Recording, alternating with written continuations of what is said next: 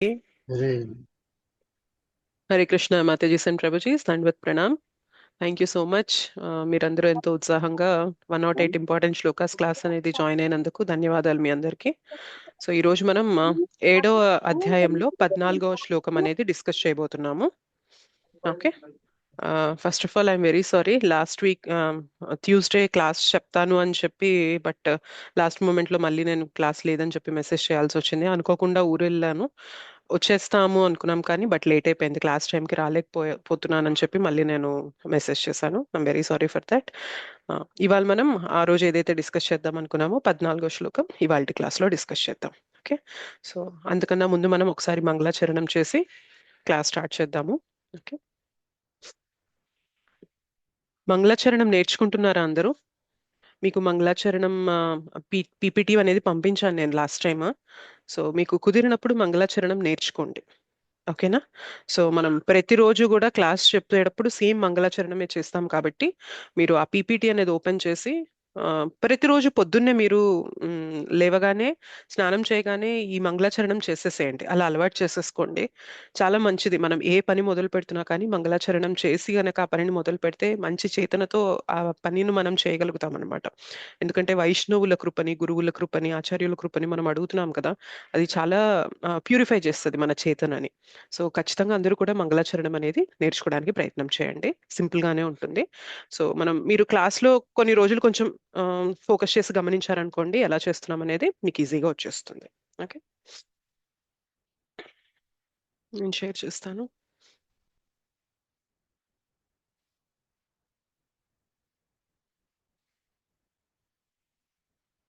ఓం అజ్ఞానతిమిరాంధస్య జ్ఞానాంజనశలాకయా చక్షురున్మీలితం येन తస్మై శ్రీగురవే నమః. శ్రీచైతన్యమనోభీష్టం స్థాపితం येन विष्टमस्थापितं భూతలే येन స్వయం भूतले రూపः स्वयं కదా रूप మహ్యం దదాతి స్వపదాంతికం.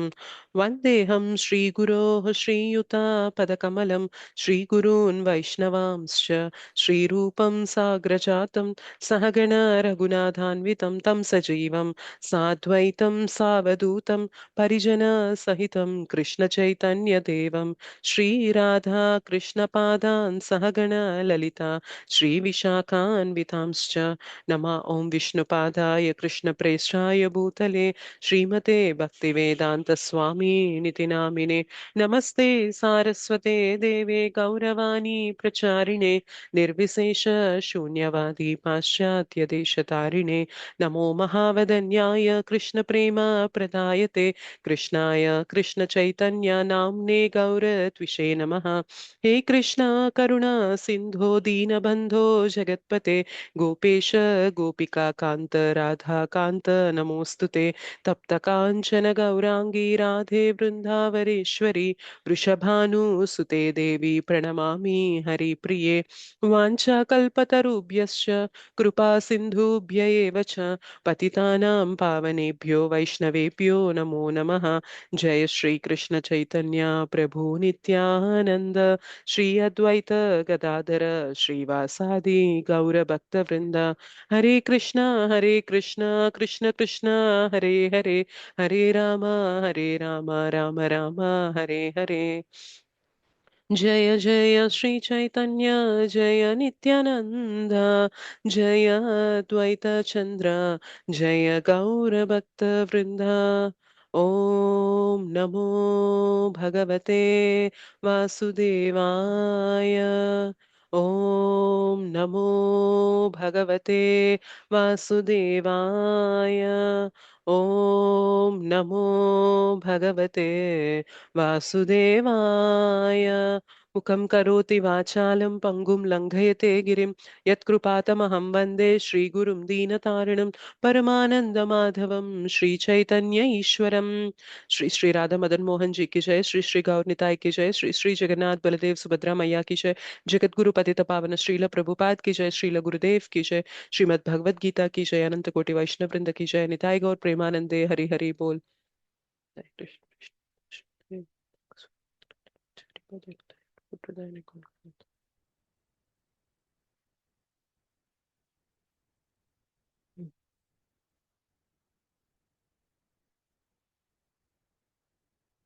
Yes. మనం యాజ్ యూజువల్గా మన క్లాస్ ఫార్మాట్ ప్రకారం ఒకసారి శ్లోక అనేది రిసైట్ చేద్దాము. ఒక్కొక్క లైన్ అనేది రిసైట్ చేశాక అనువాదము భాష్యం మీలో 5 మెంబర్స్కి ఛాన్స్ ఇస్తాను. మీరు కూడా శ్లోకం చెప్పాక అనువాదం భాష్యం అనేది మనం చదివి దాని గురించి ఎక్స్ప్లెయిన్ చేసుకుందాం. ఓకే. సో లాస్ట్ క్లాస్లో మనం అంతకుముందు జరిగినప్పుడు ఈ 7th శ్లోక అనేది చర్చించుకున్నాం ఆల్రెడీ. ఇవాళ 14th అనేది డిస్కస్ చేద్దాము. దైవీ హ్యేష గుణమయీ. సారీ, మీకు అన్మ్యూట్ చేసుకున్న ఆప్షన్ మీరు అన్మ్యూట్ చేసుకోవచ్చు అందరు. దైవీ హ్యేష గుణమయీ. दैवी हेषा गुणमयी దైవీ హ్యేష గుణమయీ. दैवी हेषा गुणमयी మమ మాయా దురత్యయ. मम माया दुरत्यया మమ మాయా దురత్యయ. दुरत्यया మామేవ ఏ ప్రపద్యంతే. मामेव ये प्रपद्यन्ते మామేవ ఏ ప్రపద్యంతే. मामेव एव प्रपद्यन्ते మాయామేతాం తరంతి తే. मायामेतां तरन्ति మాయామేతాం తరంతి తే. मायामेतां तरन्ति దైవీ హ్యేషా గుణమయీ మమ మాయా దురత్యయ. हेषा गुणमयी मम माया दुरत्यया దైవీ హ్యేషా గుణమయీ మమ మాయా దురత్యయ.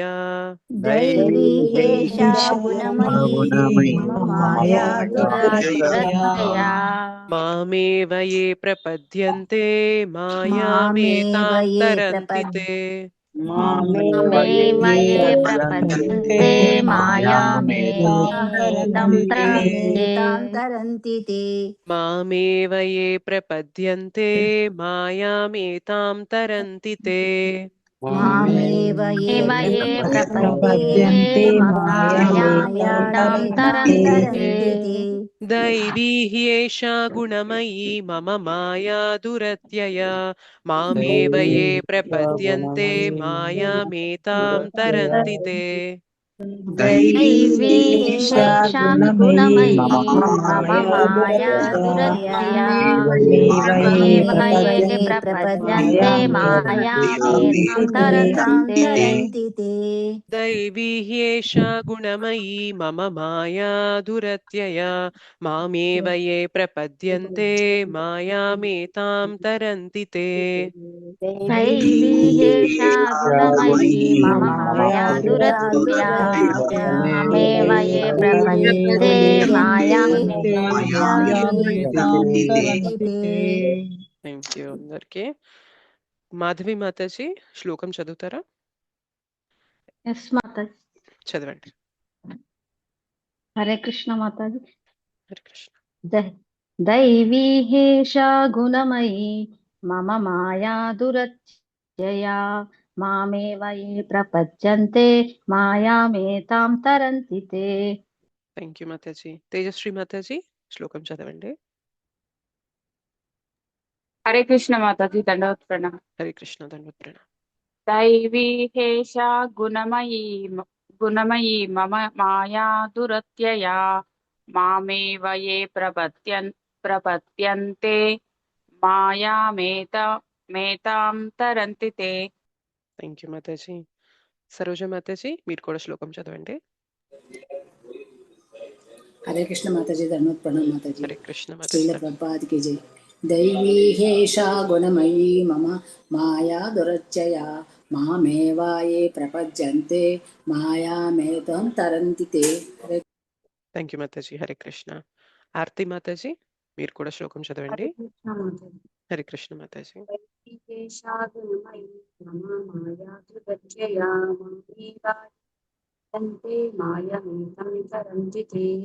థ్యాంక్ యూ మాతాజీ. హరే కృష్ణ. వెంకటేశం ప్రభుజీ మీరు కూడా శ్లోకం చదవండి.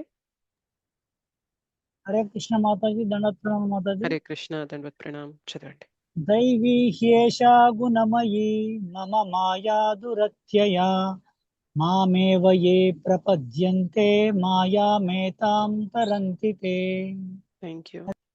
హరే కృష్ణ. Thank you Prabhuji. అయితే మీకు చెప్పానో లేదో తెలియదు కానీ గుర్తులేదు కానీ ఈ 108 శ్లోకాస్ని మీరు కంఠస్థం చేయడానికి కూడా ప్రయత్నం చేయొచ్చు. సో మనం వారానికి 2 శ్లోకాలు లేదా కొంచెం చిన్న శ్లోకాలు అయితే 3-4 శ్లోకాలే కదా చర్చించుకుంటున్నాము.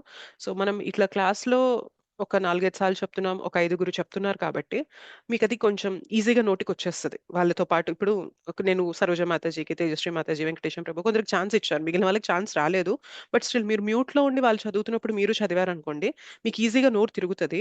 అండ్ మీరు ఫ్రీ టైంలో ఈ శ్లోకం ఇప్పుడు మనం మీనింగ్ తెలుసుకుంటాం కదా, అసలు శ్లోకం ఏం చెప్తుంది అని ఈ క్లాస్లో మీనింగ్ తెలుసుకుంటాం కాబట్టి మీరు రేపు ఫ్రీ టైంలో కానీ అట్లా ఈ శ్లోకం నేను కంఠస్థం చేస్తాను అని ప్రయత్నం చేయడానికి నేర్చుకోండి. అంటే మీరు అట్లా ప్రయత్నం చేయొచ్చు, నేర్చుకోవచ్చు కూడా, బాగుంటుంది. మనకి ఒక్కొక్కసారి మన మనస్సు ఏవేవో ఆలోచనలు తెచ్చేస్తూ ఉంటుంది. అట్లా కాకుండా మనం నేను కూడా నేర్చుకుంటాను, శ్లోకాలు నేర్చుకుంటాను, ఆ శ్లోకంతో పాటు దీని అర్థం కూడా మనకి రిజిస్టర్ అవుతుంది కాబట్టి బాగా గుర్తుంటుంది అనమాట శ్లోకం. శ్లోకం అర్థం తెలియకుండా నేర్చుకుంటే కష్టంగా ఉంటుంది, కానీ అర్థం తెలుసుకుంటూ శ్లోకం నేర్చుకున్నామంటే చాలా ఫాస్ట్గా వస్తుంది. అండ్ మీ పైన మీ కాన్ఫిడెన్స్ కూడా వస్తుంది అనమాట. అరే నేను నేర్చుకోగలుగుతున్నాను నేను కూడా అని చెప్పి మీకు ఆనందం అనిపిస్తుంది. ఖాళీ టైంలో మీరు ఈ శ్లోకాలన్నీ కూడా నెమరేసుకుంటూ ఉండొచ్చు. ఓకేనా? సో 108 శ్లోకాస్ అనేవి మనం ప్రయత్నం చేయొచ్చు. 700 శ్లోకాలు అనేవి కొంచెం పెద్ద టార్గెట్. అది తర్వాత మనం ప్రయత్నం చేయొచ్చు. ఫస్ట్ ఈ 108 పైన ఫోకస్ చేసి మన క్లాస్లో ఏవైతే చర్చిస్తున్నామో వాటిని మీరు కంఠస్థం చేయడానికి ప్రయత్నం చేయండి.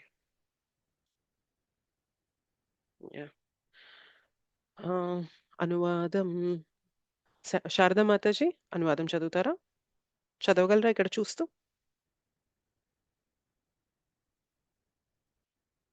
అన్మ్యూట్ చేసుకోవచ్చు మాతాజీ మీరు. శారదా నండూరి మాతాజీ.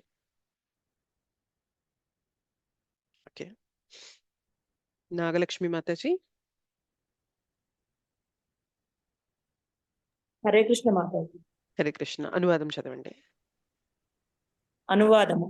భౌతిక ప్రకృతికి సంబంధించిన త్రిగుణములతో కూడిన నా ఈ దైవీ మాయ నిశ్చయముగా దాటసక్యము కానిది. కానీ నన్ను శరణు పొందిన వారు దీనిని సులభముగా దాటగలుగుదురు. థ్యాంక్ యూ మాతాజీ. హరే కృష్ణ మాతాజీ. హరే కృష్ణ. రామలక్ష్మి మాతాజీ భాష్యం చదువుతారా? భాష్యం కొంచెం పెద్దది, నేను ఇద్దరు ఓకే 3 పారాగ్రాఫ్స్ ఉన్నాయి, దట్స్ ఫైన్. ఓకే. రామలక్ష్మి మాతాజీ మీరు చదవండి.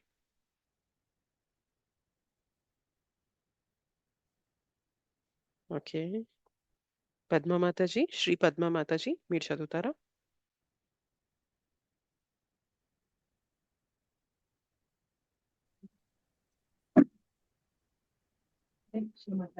హరే కృష్ణ. ధన్యవాద్ ప్రణామ్. చదవండి మాతాజీ. భాష్యం కొంచెం పని ఉంది అది.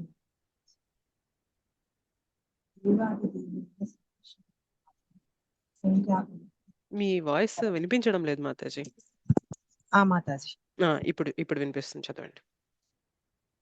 దేవాది దేవుడైన శ్రీకృష్ణునకు అసంఖ్యాకములైన దివ్య శక్తులు గలవు. జీవులన్నీ అతని శక్తులలో భాగములైన కారణముగా మాయా భౌతిక మాయా శక్తి సంపర్కముచే వారి ఆది అయిన ఉన్నత శక్తి కప్పబడి ఉండును. ఈ విధముగా ఇదివరకే చెప్పబడినట్లు భౌతికముగా మాయాశక్తిచే కప్పబడినప్పుడు మాయాశక్తిచే కప్పబడినప్పుడు ఎవ్వరును దాని ప్రభావం నుండి తప్పించుకొనజాలరు. ఇదివరకే చెప్పబడినట్లు భౌతికములు మరియు ఆధ్యాత్మికములైన ప్రకృతులు రెండును శ్రీకృష్ణ భగవాని నుండి ఉత్పన్నమగుచున్నందున నిత్యములైనట్టు జీవులు భగవానుని నిత్యమైన ఉన్నత ప్రకృతికి చెందినవారు. కానీ న్యూన శక్తి అయిన ప్రకృతి సంపర్కముచే భౌతిక పదార్థ సంపర్కము వారి భ్రాంతి కూడా నిత్యమగుచున్నది. కనుకనే బద్ధజీవుడు నిత్యబద్ధుడు అని చెప్పబడుచున్నాడు. అతడు ఏ సమయమున ఈ భౌతిక ప్రకృతికి బద్ధుడైనాడని చరిత్రను కనుగొనుట ఎవరికి సాధ్యము కాదు. తత్ఫలితముగా భౌతిక ప్రకృతి న్యూనశక్తి స్వరూపమే అయినను భౌతిక ప్రకృతి బంధముల నుండి జీవి విడివడుట మిక్కిలి కష్టం. ఎందుకనగా జీవుడు అధిగమింప లేనటువంటి భగవత్ సంకల్పమును అనుసరించి భౌతిక ప్రకృతి వర్తించుచున్నది.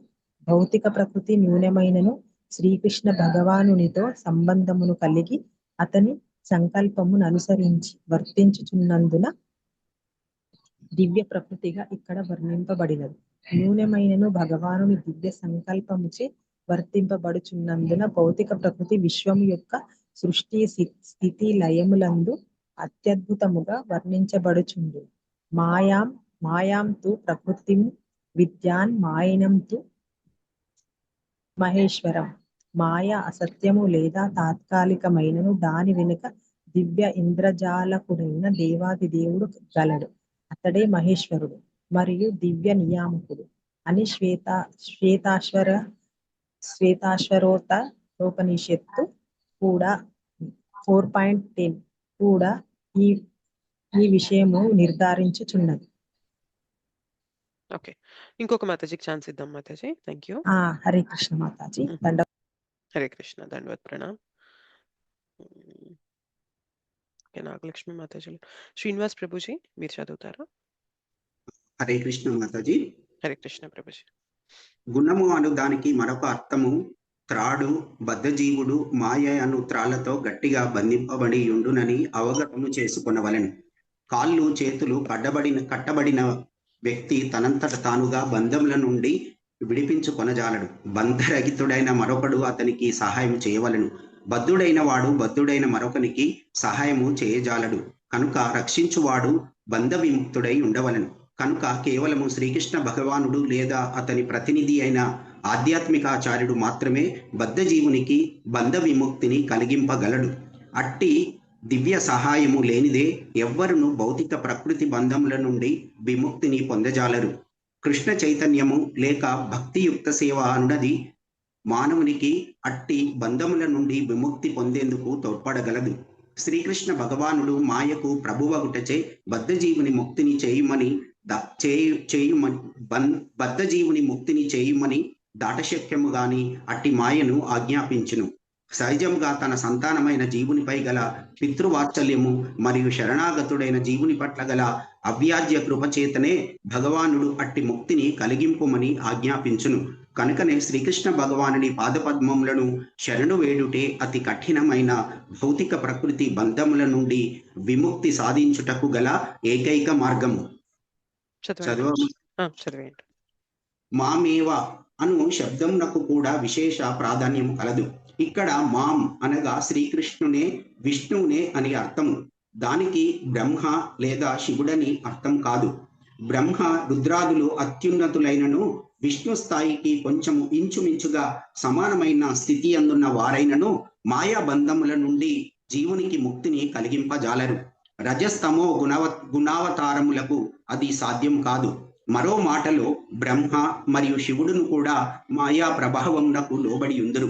విష్ణువు ఒక్కడే మాయకు ప్రభువు. కనుకనే అతడు మాత్రమే బద్ధజీవునికి ముక్తిని ప్రసాదింపగలడు. శ్రీకృష్ణుని అవగాహన చేసుకొనుట చేతనే ముక్తి లభింపగలదు. తమేవ విదిత్వా అను శ్వేతాశ్వత రోపనిషత్తు 3వ అధ్యాయము 8వ శ్లోకం కూడా దీనిని నిర్ధారించి తెలుపుచున్నది. ముక్తి ప్రదాత సర్వేషాం విష్ణురేవ న సంశయః. సర్వులకు ముక్తి ప్రదాత విష్ణువనుటలో ఎట్టి సందేహం లేదు అని మహాశివుడు ఈ విధంగా ఘంటాకరుణకు తెలిపెను. పద్మపురాణము. హరే కృష్ణ. హరే కృష్ణ. Thank you Prabhuji. ఇక్కడ ఏమంటున్నారో చూద్దాము. దైవీ హ్యేషా గుణమయీ మమ మాయా దురత్యయ మామేవ ఏ ప్రపద్యంతే మాయామేతాం తరంతితే. భౌతిక ప్రకృతికి సంబంధించిన త్రిగుణములతో కూడిన నా ఈ దైవీ మాయ నిశ్చయముగా దాటశక్యము కానిది. కానీ నన్ను శరణు పొందిన వారు దీనిని సులభముగా దాటగలుగుతురు. ఇక్కడ చూస్తే మీరు గుణమయి అంటే త్రిగుణాలతో కూడిన, దైవీ హ్యేష ఇది కూడా దైవశక్తినే, దైవీ మాయనే అని అంటున్నారు.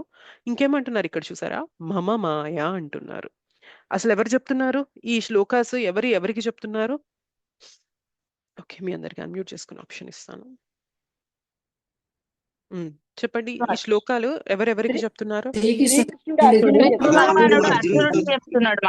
కరెక్ట్. ఇప్పుడు కృష్ణుడు అర్జునుడికి చెప్తున్నప్పుడు మమ మాయ అంటే నా మాయ అని అర్థం అనమాట. అంటే ఎవరి మాయ అని అర్థం చేసుకోవాలి? ఇది ఎవరి మాయాశక్తి? ఎగ్జాక్ట్లీ. సో భగవంతుని యొక్క మాయాశక్తి, నా మాయాశక్తి అని భగవంతుడు ఇక్కడ చెప్తున్నారు. మమ మాయ దురత్యయ. దురత్యయ అంటే దాటడానికి వీలే కాదు. ఎవరికి? ఎవరైతే జీవులు, బద్ధులైన జీవులు ఉంటారో వాళ్ళకి నా మాయని దాటడం అనేది వీలు పడదు. అండ్ ఈ మాయ ఇంకెలా ఉంటుంది అని చెప్తున్నారు? గుణమయి, త్రిగుణాలతో కూడి ఉంటుంది ఈ మాయాశక్తి. ఏంటా త్రిగుణాలు అంటే సత్వగుణం, రజోగుణం, తమోగుణం. ఈ 3 గుణాలతో మనల్ని బంధించేస్తుంది అనమాట. ఒక జీవుడిని బంధించేస్తుంది.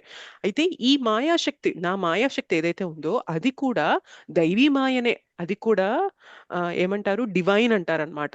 అది కూడా ఆధ్యాత్మికమైనదే అని అంటున్నారు. ఎందుకు దీన్ని దైవీ మాయ అని ఎందుకు ఇక్కడ చెప్తున్నారు అనేది మనం డిస్కస్ చేద్దాం. అండ్ అసలు ఎందుకు భగవంతుడు దీన్ని దాటశక్యం లేనట్టుగా ఎందుకు పెట్టారు, మరి దాటాలంటే ఏం చేయాలి, అదంతా కూడా మనకి ఈ శ్లోకాల్లో కవర్ చేశారనమాట. ఇంకేం చెప్తున్నారు చూసారా? సెకండ్ లైన్ లో ఫస్ట్ పార్ట్ లో ఏమంటున్నారంటే మామేవయే ప్రపద్యంతే. మాం ఏవయే. ఏవా అంటే నాకు మాత్రమే. ఎవరు ఇక్కడ నాకు అంటే ఎవరు? కృష్ణ. అంటే నాకు మాత్రమే ప్రపద్యంతే. ప్రపద్యంతే అంటే శరణాగతులం అవ్వడం. ఎవరైతే నాకు మాత్రమే శరణాగతులు అవుతారో మాయాం ఏతాం తరంతితే, వాళ్ళు మాత్రమే ఈ మాయని తరంతితే అంటే దాటగలరు. ఓకే, సో సింపుల్ గా మీకు శ్లోక అర్థం చేసుకోవాలంటే ఈ త్రిగుణములతో కూడిన నా మాయాశక్తి దాటడానికి చాలా కష్టమైనది. సో దాటశక్యం కానిది. అండ్ ఇది దైవీ మాయ.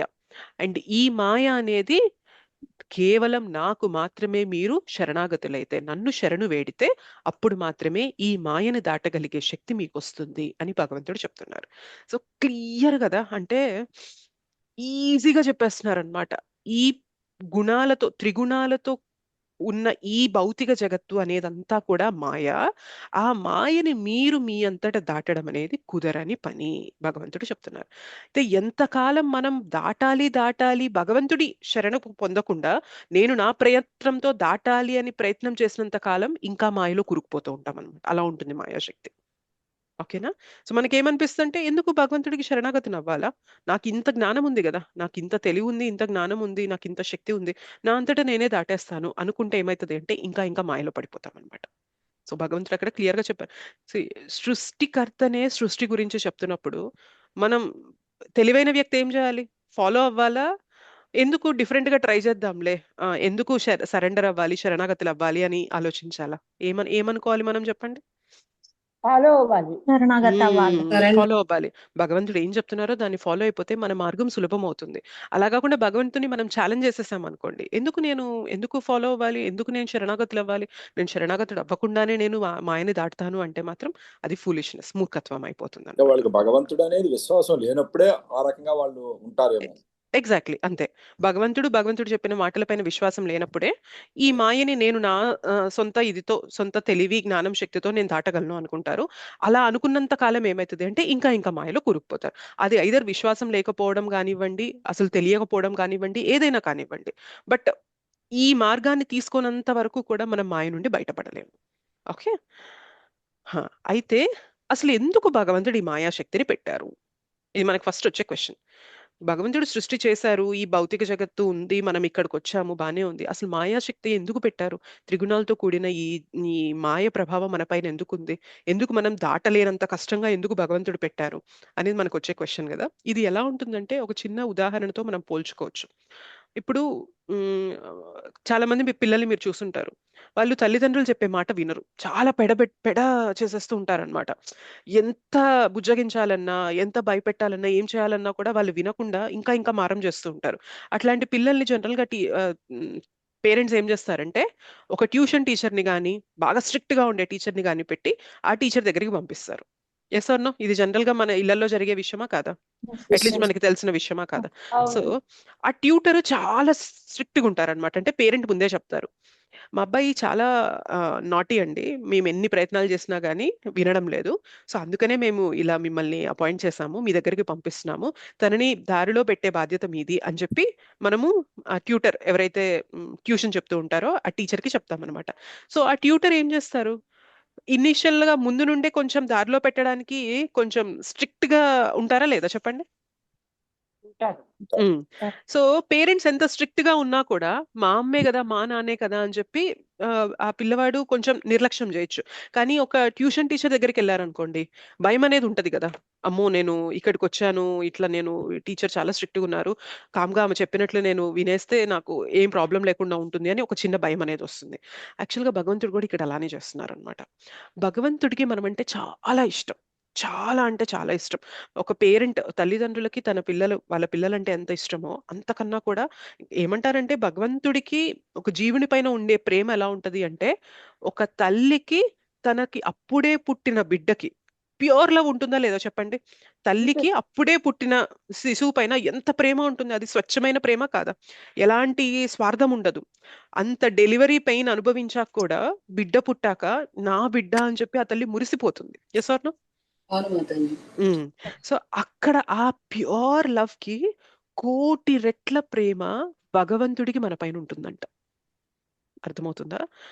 మనకి ప్యూర్ లవ్ ఈ జగత్తులో ఒక తల్లికి అప్పుడే పుట్టిన శిశువుకి మధ్యన ఉండే ప్రేమ అయితే, దానికి కోట్ల రెట్ల ప్రేమ అనేది భగవంతుడికి ఒక జీవుని పైన ఉంటుంది. మరి ఇంత ప్రేమ ఉంటే ఇంత మాయాశక్తిని పెట్టి ఈ త్రిగుణాలలో మనల్ని ఎందుకు బంధించేలాగా చేశారు అంటే, ప్రాబ్లమ్ పేరెంట్ దగ్గర లేదనమాట. ప్రాబ్లమ్ చైల్డ్, పిల్లవాడి దగ్గర ఉంది. అంటే మనందరి దగ్గర ఉంది ప్రాబ్లం. ఏంటి అంటే, భగవంతుడు చెప్పినట్టు బ్రతకకుండా, భగవంతుడు చెప్పినట్లు నడుచుకోకుండా మనం పెడచెవిన పెట్టేశాం. కాబట్టి భగవంతుడు ఈ మాయని సృష్టించారు. మాయ అనే ఒక ట్యూటర్ని పెట్టారనమాట మనకి ఇక్కడ. అర్థమవుతుందా? సో ఈ ట్యూటర్ ఏంటి అంటే స్ట్రిక్ట్ ట్యూటర్. మాయాదేవిని ఎవరితో పోలుస్తారు అంటే దుర్గాదేవితో పోలుస్తారు. ఓకే, దుర్గాదేవినే మాయాదేవి అంటారు. దుర్గాదేవి చేతిలో ఏముంటుంది? త్రిశూలం ఉంటుంది. ఆ త్రిశూలంలో ఎన్ని శూలాలు ఉంటాయి? మూడు శూలాలు ఉంటాయి కదా.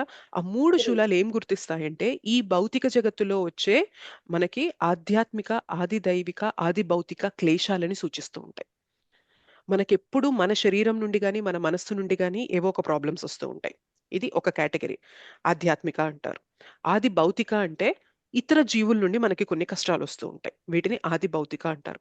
ఆది దైవిక అంటే ప్రకృతి వైపరీత్యాల నుండి మనకి కొన్ని కష్టాలు వస్తుంటాయి, ఇది ఆది దైవిక అంటారు. ఈ మూడు కష్టాలు ప్రతి జీవుడు అనుభవిస్తూ ఉంటాడు. సో ఆ త్రిశూలాలు ఈ ఆధ్యాత్మిక, ఆది దైవిక, ఆది భౌతిక క్లేశాలని సూచిస్తూ ఉన్నాయన్నమాట. అంటే దుర్గాదేవి చెప్తుంది, ఇక్కడ నువ్వు ఉండాల్సిన ప్లేస్ కాదు అని త్రిశూలాన్ని చూపిస్తూ చెప్తుంది అనమాట. ఈ ప్లేస్ నీకు సంబంధించింది కాదు, ఇక్కడ ఉన్నంత వరకు ఈ క్లేశాలు అనుభవించాల్సిందే అని చెప్తుంది. సో భగవంతుడు ఎందుకు ఇలా చేశారు అంటే, మన పైన ఇష్టం లేక కాదు, కాకపోతే మనము పెడచెవిన పెట్టేశాం. భగవంతుడు ఎలా బ్రతకమంటున్నారో అలా బ్రతకకుండా మనము కంప్లీట్ గా విరుద్ధంగా భగవంతునికి బహిర్ముఖమైపోయి బ్రతుకుతున్నాం. కాబట్టి ఇవాళ మాయ ప్రభావంలో చిక్కుకున్నాము మనము. ఆయన మాయ అనేది మనకి పాజిటివ్ గా డైరెక్ట్ చేయట్లేదు కదా, ఆపుతుంది కదా మనల్ని. చేస్తా, ఎలా చెప్తాను. ఎలా మాయ మనల్ని పాజిటివ్ గా డైరెక్ట్ చేస్తుందో చెప్తే, అందుకనే ఎందుకు చెయ్యట్లేదు, ఎక్కడ చేస్తుంది, ఎక్కడ చేయట్లేదు అనేది కూడా మన క్లాస్ లో డిస్కస్ చేద్దాం. అందుకనే ఈ మాయని దైవీ మాయ అని అన్నారు. సో ఇప్పుడు మాయ మనకి నిజంగా భగవంతుడి నుండే దూరం చేసేసేలాగే ఉన్నట్లయితే ఆ మాయని మనం పాజిటివ్ గా చెప్పం. కానీ ఇక్కడ మాయ ఎలా అంటే, ఇప్పుడు ఒక టీచర్ 1 సంవత్సరం పాటు పిల్లలకి ఎడ్యుకేషన్ ఇచ్చాక ఎగ్జామ్ పెడుతుంది టీచర్. ఎగ్జామ్ అనేది పెడతారా పెట్టారా చెప్పండి జనరల్ గా? ఎందుకు పెడతారు? వాళ్ళ కెపాసిటీ తెలుసుకోవడానికి. అసలు వాళ్ళు నిజంగా అర్థం చేసుకున్నారా లేదా, వాళ్ళు కష్టపడి చదివారా లేదా, వీళ్ళకి ఏంటి నెక్స్ట్ లెవెల్ కి వీళ్ళు వెళ్ళగలరా లేదా, ఇవంతా కూడా మన ఎగ్జామ్ పెట్టి ఆ రిజల్ట్ పైన ఆధారపడి ఉంటుంది. అయితే ఎగ్జామ్ పెట్టినప్పుడు మీకు తెలిసినట్లయితే, మీరు ఎప్పుడైనా చూసినట్లయితే 4 చాయిసెస్ ఇస్తారనమాట. చూస్ ద కరెక్ట్ ఆన్సర్స్ అని చెప్పి 4 ఆప్షన్లు ఇస్తారు. ఇచ్చి క్వశ్చన్ కి ఒక ఆన్సర్ మాత్రమే కరెక్ట్ ఉంటుంది, మిగిలిన 3 తప్పిస్తారు. సో స్టూడెంట్ ఎవరైతే ఆన్సర్ పేపర్ ఇస్తున్నారో వాళ్ళు ఆ 4గిట్లో ఏది కరెక్టో దాన్ని టిక్ చేయాలి, మిగిలిన వాటి జోలికి వెళ్ళకూడదు. ఇలా ఉంటాయి క్వశ్చన్ పేపర్స్. కొందరికి తెలిసి ఉండకపోవచ్చు ఈ ప్యాటర్న్ అనేది, బట్ ఇలా కూడా కొన్ని క్వశ్చన్స్ ఉంటాయి అన్నమాట. సో టీచర్ కి నిజంగా స్టూడెంట్ అంటే ఇష్టం లేదు కాబట్టే 3 రాంగ్ ఆన్సర్లు ఇచ్చి 1 రైట్ ఆన్సర్ ఇచ్చారా? అట్లా అనుకోవాలా మనము? చెప్పండి. కాదు. టీచర్ ఉద్దేశం ఏంటి అంటే, ఈ 4గిట్లో అతను నిజంగా సిన్సియర్గా చదివి ఉంటే, నేను చెప్పింది అర్థం చేసుకొని ఉన్నట్లయితే, కష్టపడినట్లయితే, అర్హత ఉన్నట్లయితే నెక్స్ట్ లెవెల్కి వెళ్ళడానికి ఆయన చదివి ఉంటారు. కాబట్టి ఈ నాలుగిట్లో ఏది కరెక్టో ఐడెంటిఫై చేసి అది కరెక్ట్ చేస్తారు, మిగిలిన మూడింటిని పక్కన పెట్టేస్తారు అని టీచర్ ఆ ఉద్దేశంతో స్టూడెంట్స్కి ఎగ్జామ్ పెడుతుంది. కానీ స్టూడెంట్ అనుకున్నారనుకోండి, అసలు ఎగ్జామ్ లేకుండానే ఉంటే బాగుండు నా లైఫ్లో, ఎగ్జామ్స్ లేని జీవితం ఉంటే బాగుంటుంది అని అనుకున్నాం అనుకోండి, అసలు నిజంగా కష్టపడే వాళ్ళు ముందుకు వస్తారా? రారు.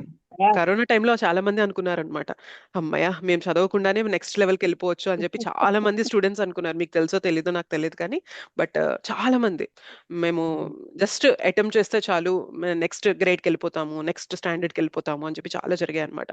బట్ ఎగ్జామ్ అనేది ఎప్పుడు కూడా ఉండాలి మన లైఫ్లో. అది ఉంటేనే మనం ఎంతవరకు నేర్చుకున్నాం, మనం ఎక్కడ లోపిస్తున్నాం ఏంటి అనేది మనకు అర్థమైతే.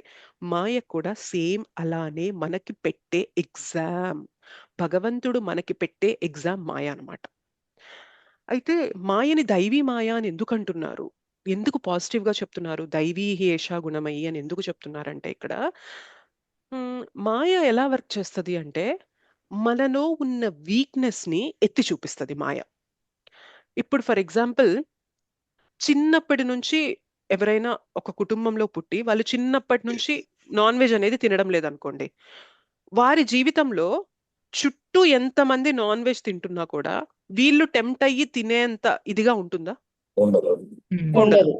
ఎందుకంటే వాళ్ళకి అసలు అది అలవాటే లేదు. ఎస్, ఇప్పుడు కొందరికి అలవాటు ఉంది, అలవాటు ఉండి మానేశారనుకోండి, మానేద్దామని ప్రయత్నం చేస్తున్నారు, చుట్టూ నలుగురు ఉన్నారు వాళ్ళు తింటున్నారు అనుకోండి, వాళ్ళకి ఎలా ఉంటది? అది పరీక్షలాగా ఉంటుందా లేదా? టెంప్ట్ అవుతారు. కరెక్ట్. సో బేసిక్ గా మాయ ఏం చేస్తుంది తెలుసా, మన ఆధ్యాత్మికంగా ఎదగడానికి మన జీవితంలో ఏవేవైతే అడ్డుగా ఉన్నాయో అవన్నీ ఎత్తి చూపిస్తుంది. ఇప్పుడు నాన్ వెజ్ తినే అలవాటు లేని ఒక వ్యక్తికి చుట్టూ నలుగురు నాన్ వెజ్ తింటున్నా, ఈయన హ్యాపీగా ఆయన అన్నం పప్పు కూర పెట్టుకుంటాడు, తింటాడు, వెళ్ళిపోతాడు, అంతే తప్ప పక్కన ఉన్నది మాయ ప్రభావం, మాయ టెస్ట్ అని ఈయన పైన ఉంటుందా? ఉండదు. బికాస్ ఈయనకు అసలు అది అడ్డంకి కానే కాదు, ఎందుకంటే ఆయనకు అసలు అలవాటే లేదు కాబట్టి ఆధ్యాత్మికంగా వెళ్ళడానికి ఆ చుట్టూ నలుగురు తింటున్నది ఈయనకు అసలు టెస్ట్ గానే అనిపించడం లేదు.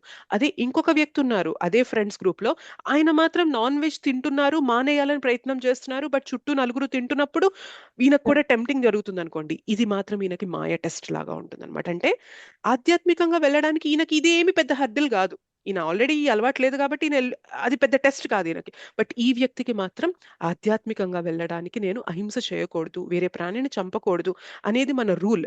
సో మాయాదేవి అది ఈయనకి టెస్ట్ లాగా పెడుతుంది అనమాట. ఒకవేళ ఈయన దీన్ని పాస్ అయ్యాడు అనుకోండి, నెక్స్ట్ టెస్ట్ అనేది రెడీ చేస్తుంది మాయాదేవి. అంటే మాయాదేవి బేసిక్ గా ఏం చేస్తుందంటే, మనలో ఉన్న షార్ట్ కమింగ్స్ నే, మనలో ఉన్న లోపాలనే ఎత్తి చూపిస్తుంది. మరి మనం దాటగలమా అంటే మనం దాటలేం. ఎవరైతే భగవంతుని పాదాలు పట్టుకుంటారో, ఎవరైతే భగవంతుని శరణాగతి తీసుకుంటారో వాళ్ళకి మాత్రమే ఆ మాయ పెట్టే టెస్ట్లని దాటే శక్తి, బుద్ధి వస్తుంది. లేదంటే మాత్రం మాయని అధిగమించడం ఇంపాసిబుల్. మాయ అంటే సాక్షాత్తు భగవంతుని యొక్క శక్తి, బహిరంగ శక్తి.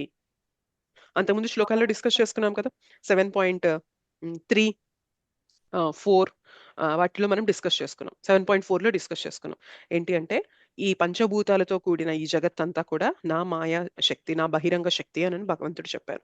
సో భగవంతుని శక్తిని, భగవంతునిలో ఒక చిన్న అంశ అయిన మనం దాటగలుగుతామా? దాటలేం. మనకంత పవర్ లేదు, మనకంత శక్తి లేదు.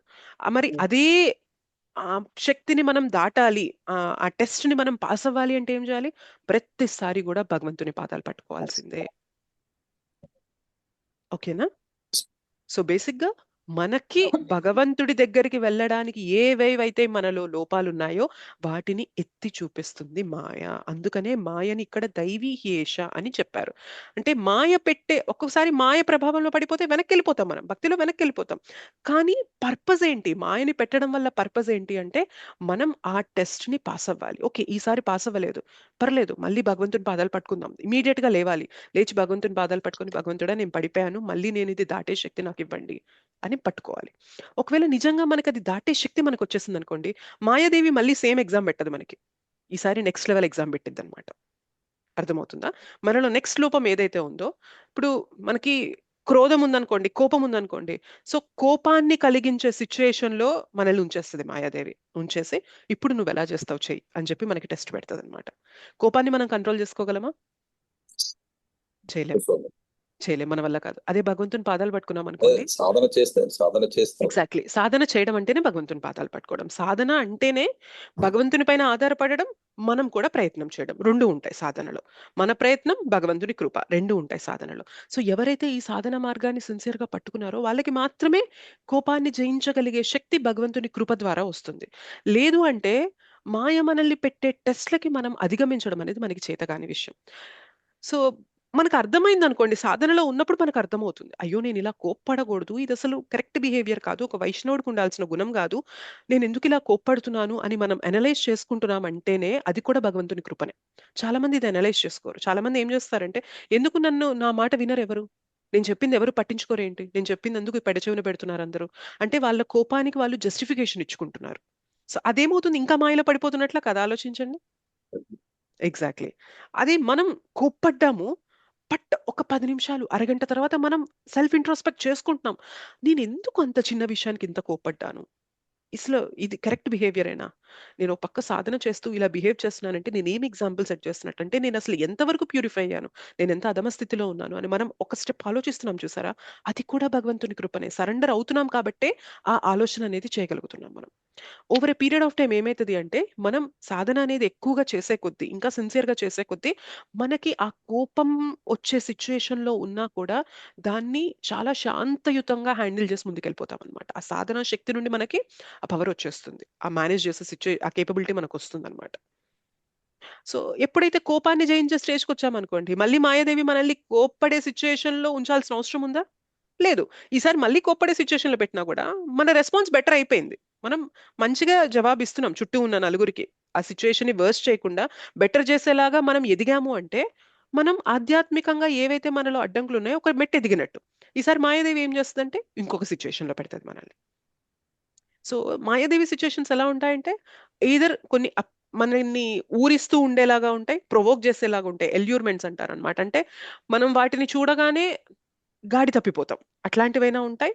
లేదా కొన్నిటిని చూడగానే మనకి బ్యాడ్ నెగిటివ్ ఫీలింగ్స్ కలిగి మనం తప్పుగా బిహేవ్ చేసేస్తూ ఉంటాం, ఎమోషనల్ గా బర్స్ట్ అవుట్ అవుతూ ఉంటాం. ఇట్లాంటివి కూడా, ఇవన్నీ కూడా మాయాదేవి టెస్ట్ అన్నమాట.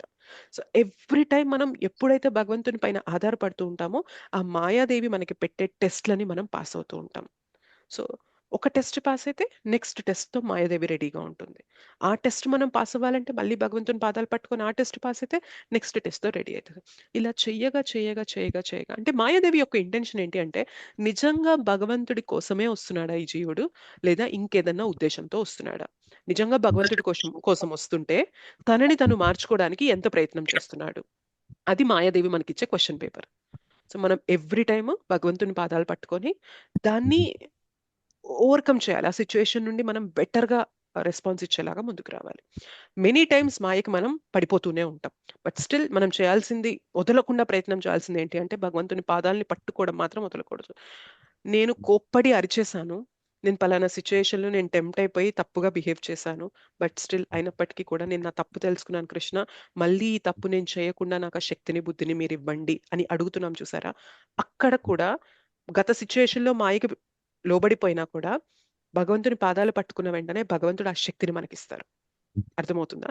సో మనం టెస్ట్ పాస్ అవుతున్నామా లేదా అనే దానికన్నా కూడా టెస్ట్ పెట్టినప్పుడు ఎవరి దగ్గరికి పరిగెడుతున్నాం మనం, అది ఇంపార్టెంట్ అన్నమాట. ఓకేనా? సో చాలా మందికి, కొందరికి ఎలా ఉంటదంటే, మాయాదేవి పెట్టే టెస్ట్ పాస్ అవుతూ ఉండొచ్చు కానీ ఇంకా మాయలో పడుతుండొచ్చు. అది ఎలా ఉంటదంటే, ఎగ్జాంపుల్, ఒక వ్యక్తికి రోజు పొద్దున లేచే హ్యాబిట్ ఉందంట. ఆయన దాన్ని ఎలా ట్రీట్ చేస్తారంటే, నేను ఎంత గొప్ప కాకపోతే నేను పొద్దునే లేవగలుగుతున్నాను అని ఆయనకి ఆయన పైన ఒక చిన్న గర్వం అనేది వచ్చింది. సో ఒకరోజు ఇలానే అలారం పెట్టుకున్నారు, 4ంటికి అలారం మోగింది, బట్ ఆయన లేవలేకపోతున్నారు. లేవలేకపోతూ ఉంటే ఎవరో ఒక స్త్రీ వచ్చి ఆయన తట్టి లేపుతుంది అనమాట. ఎవరమ్మా మీరు అని చెప్పి అడిగితే, నేను మాయాదేవిని అని అంటదనమాట. అదేంటమ్మా మీరు నన్ను నిద్రలేపుతున్నారు, నిద్రలేస్తే నేను సాధన చేస్తాను కదా, నేను భగవంతునికి దగ్గర అవుతాను కదా, మీరేమో నేను భగవంతునికి దగ్గర అవ్వకుండా నాలో ఉండే లోపాలు ఎత్తి చూపించాలి కదా, మీరెందుకు నన్ను లేపారు, నిద్ర లేపారు, భగవంతునికి మీరు నన్ను దూరం చేసే టాస్క్ లో ఉన్నారు కదా, మీరెందుకు నన్ను లేపారు, నాకు అర్థం కావట్లేదు అని అంటారనమాట. లేదు లేదు లేదు లేదు, నువ్వు బేసిక్ గా లేచాక సాధన చేస్తున్నావు బానే ఉంది, కానీ నీ లోపల ఒక చిన్న గర్వం ఉందన్నమాట. ఏంటి అంటే, నేను ప్రతిరోజు నేనే గొప్పవాడిని కాకపోతే ప్రతిరోజు కూడా బ్రహ్మ ముహూర్తంలో చేసి లేచి ఇంత చక్కగా సాధన చేస్తున్నాను, నీ లోపల గర్వం అనేది మొదలైంది. ఒకవేళ నువ్వు ఇవాళ లేవలేదు అనుకో, ఆ గర్వం అణిగిపోయింది నీ లోపల, నేను నీ గర్వాన్ని పెంచాలి కదా, కాబట్టి నేను ఇవాళ లేపుతున్నా అని అంటది అనమాట. సో బేసిక్ గా మాయాదేవి యొక్క టెస్ట్లు అనేవి చాలా సూక్ష్మంగా కూడా ఉంటాయన్నమాట, మనం దాన్ని గమనించలేం. ఈయనకేమనిపిస్తుంది, నేను రోజు పొద్దునే లేస్తున్నాను అనే భావనలో ఉన్నారు, ఒక రోజు లేవకపోతే నేను వెనక్కి వెళ్ళిపోతాను అనే భావనలో ఉన్నారు. కానీ మాయాదేవి ఎంత సూక్ష్మంగా చూసిందంటే, నువ్వు లేస్తున్నాను అనుకుంటున్నావు, నువ్వు లేవడంతో పాటు నీలో ఉన్న గర్వం కూడా పెరిగింది, నేను గాంగా చేస్తున్నాను అనే గర్వం నీలో వచ్చింది, కాబట్టి ఇవాళ నువ్వు లేవకపోతే నీలో ఆ గర్వం తగ్గిపోతుంది. అయ్యో నేను చేయలేకపోయానే, నేను నేను అనుకున్నంత గొప్పోడిని కాదే అని నీలో ఆ గర్వం తగ్గిపోతుంది కదా, గర్వం తగ్గకూడదు, కాబట్టి నిన్ను లేపడానికి నేను వచ్చాను అని చెప్పి మాయాదేవి చెప్తుంది అనమాట. సో చాలా చాలా సూక్ష్మమైన అనర్థాలు అనేవి కూడా మనలో పసి కట్టి అద్దం పట్టి చూపిస్తుంది మాయాదేవి. భగవంతుడి యొక్క బహిరంగ శక్తి చాలా దారుణంగా ఉంటాయి టెస్ట్లు అనేవి. భగవంతుడి పాదాలు పట్టుకోలేనిదే మనం మాయని దాటడం అనేది ఇంపాసిబుల్ అంటే ఇంపాసిబుల్, కుదరని పని. పట్టుకోకుండా దాటుతాము అని అనుకునే చేసే ప్రతి ప్రయత్నం కూడా ఇంకా ఇంకా మాయలో మనల్ని కూరుకుపోయేలాగా చేస్తుంది అనమాట. ఓకేనా. ఇంకా మాయాదేవిని ఏమని చెప్తారు అంటే, మాయాదేవి కూడా ఒక వైష్ణవి. జనరల్ గా వైష్ణవులు ఏం చేస్తారు చెప్పండి, మనం సాంగత్యంలోకి రావాలి, వైష్ణవ సాంగత్యంలోకి రావాలి అని చెప్తూ ఉంటాం. సాంగత్యంలోకి వస్తే ఏమైతుంది, వైష్ణవులందరూ కూడా మనల్ని ఎంకరేజ్ చేస్తారు, భక్తిలో ముందుకెళ్లేలాగా, మనం సాధనలో బెటర్ అయ్యేలాగా మనల్ని ఎంకరేజ్ చేస్తారు, మనల్ని ముందుకు నడిపిస్తారు అనే భావనలోనే కదా మనము సాంగత్యంలోకి రావాలి అంటాం, అవునా కదా. కానీ మాయాదేవిని ఏమని పిలుస్తారు తెలుసా, Vaishnavi జనమోహిని.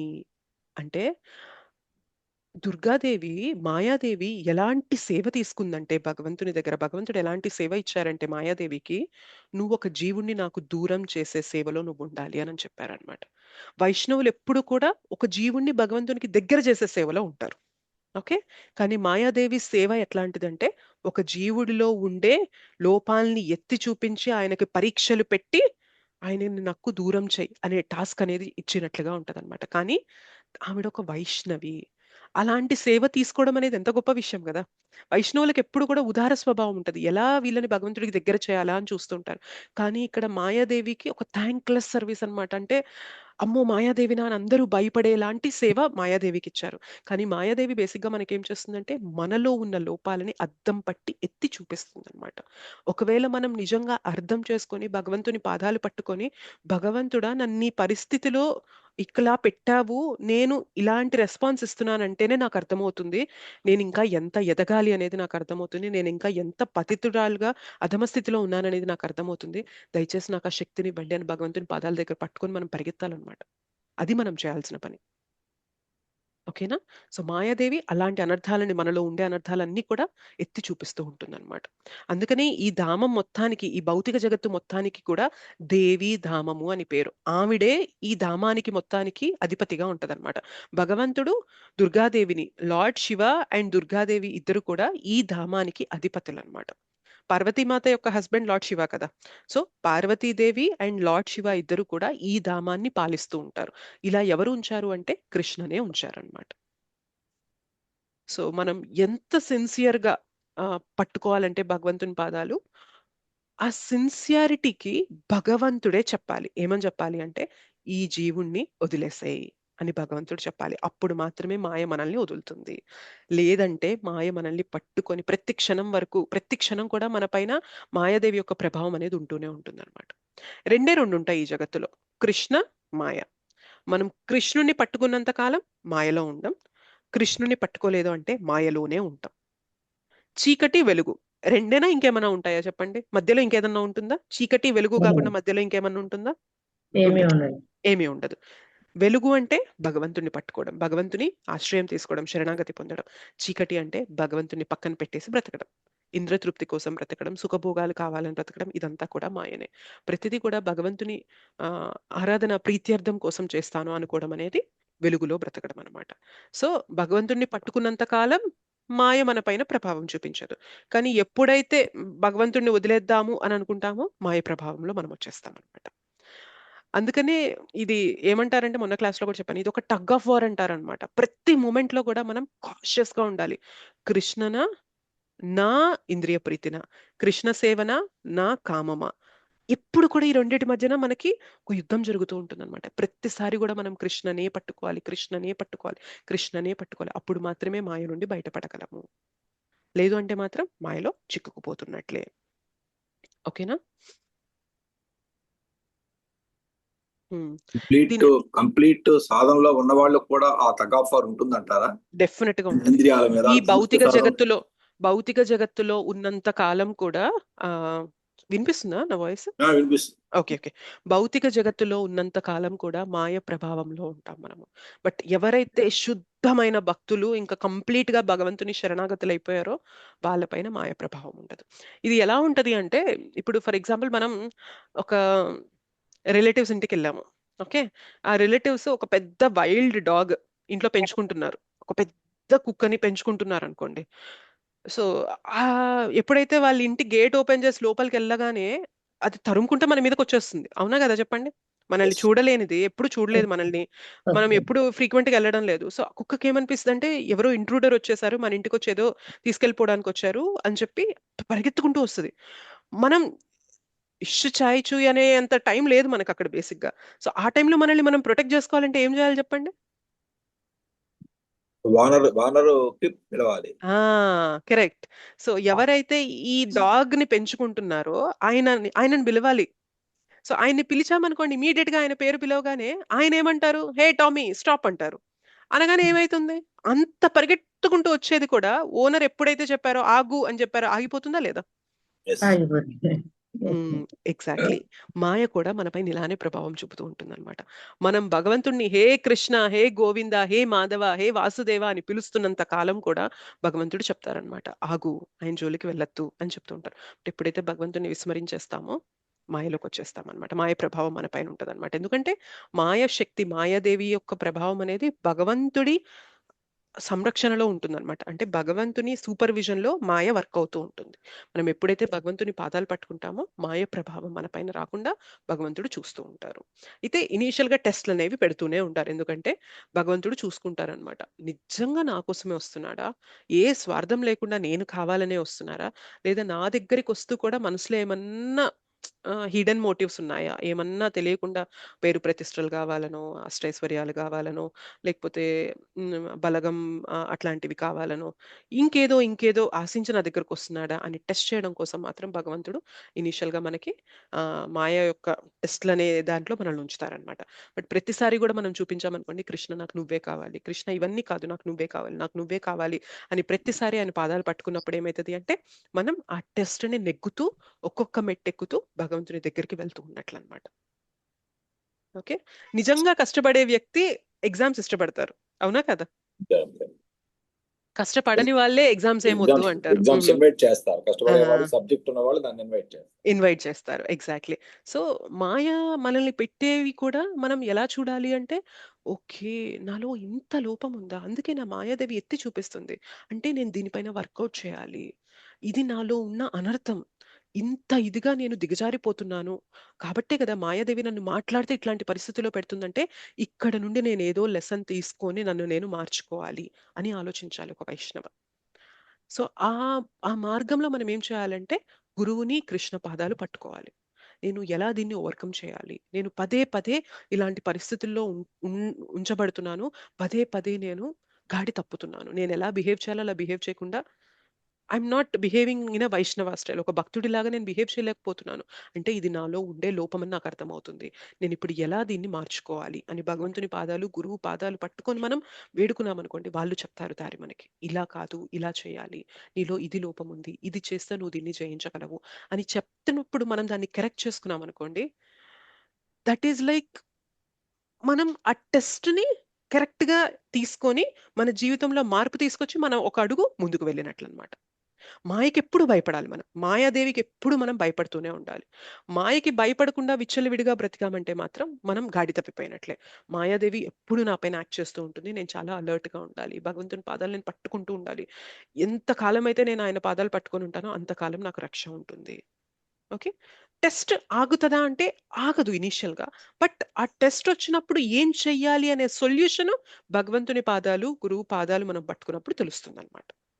Okay, over a period of time పోను పోను పోను పోను అంటే మనం భక్తిలో ఒక్కొక్క మెట్టు వెళ్ళే కొద్దీ టెస్ట్ యొక్క కాంప్లెక్సిటీ కూడా పెరుగుతూ ఉంటది అనమాట. ఇనిషియల్ గా మెల్లిమెల్లి చిన్న చిన్న టెస్ట్లు పెడుతుంది.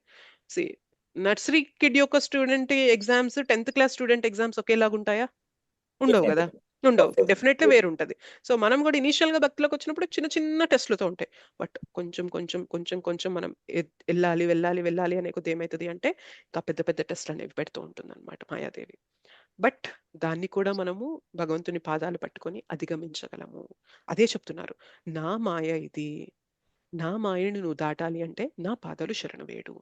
ఈ సాధనా మార్గాన్ని సిన్సియర్గా పట్టుకొని భగవత్ పాదాలని మనం శరణు తీసుకున్నాం అనుకోండి, ఖచ్చితంగా ఈ మాయ పెట్టే టెస్ట్లలో మనం ఉత్తీర్ణత సాధించేలాగా భగవంతుడు మనకి దారి చూపుతారు. ఓకేనా, ఇంకేమంటున్నారంటే కొందరు డివోటీస్ అడుగుతారనమాట, అసలు నేను భగవంతుడి గురించి తెలుసుకోవాలి, భగవంతుని సేవ చేయాలి అని అనుకుంటున్నప్పుడు ఎందుకు మాయాదేవిని స్ట్రాంగ్ గా పెట్టారు? నేను సరైన మార్గంలోనే ఉన్నాను కదా, ఎందుకు స్ట్రాంగ్ గా పెడుతున్నారు మాయాదేవిని అంటే మనలో నిజంగా ఆ పర్పస్ అనేది దృఢంగా ఉందా లేదా అని చూడడం కోసం అనమాట. ఇందాక అన్నాను కదా, సో ఏదన్నా హిడెన్ మోటివ్స్ పెట్టుకొని వచ్చారా? నిజంగా లేదు, నేను భగవత్ సేవ కోసమే, భగవంతుని ప్రీతి కోసమే, నేను భగవంతునితో కనెక్ట్ అవ్వడం కోసమే ఈ మార్గాన్ని పట్టుకున్నాను అని మనం స్ట్రాంగ్ గా చూపిస్తున్నాం అనుకోండి, అంతకాలం కూడా మాయ ప్రభావంలో పడకుండా భగవంతుడు మనల్ని కాపాడుతూ ఉంటారు. ఓకేనా, సో మన పర్పస్ స్ట్రాంగ్ గా లేదనుకోండి, ఇప్పుడు నేను భగవంతుని దాసుణ్ణి, దాసురాల్ని అనే భావనలో ఉన్నాం అనుకోండి, 24 గంటలు కూడా దాసురాలుగా ఉంటే పర్పస్ గట్టిగా ఉన్నట్లు.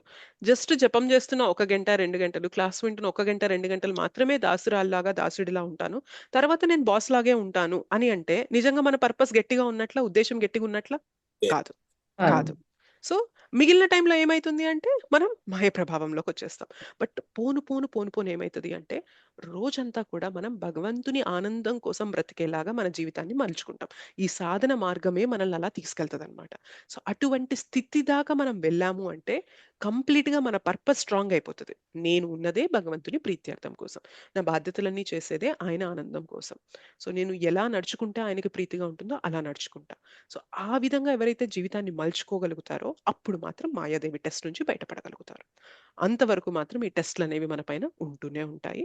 మనం చేయాల్సిందల్లా భగవంతుని పాదాలు పట్టుకొని దీని నుండి నేను ఏం నేర్చుకోవాలి, ఎలా బెటర్ అవ్వాలి, ఎలా అధిగమించి ముందుకెళ్ళాలి అనే ఫోకస్ మనం చేస్తూ ఉండాలన్నమాట.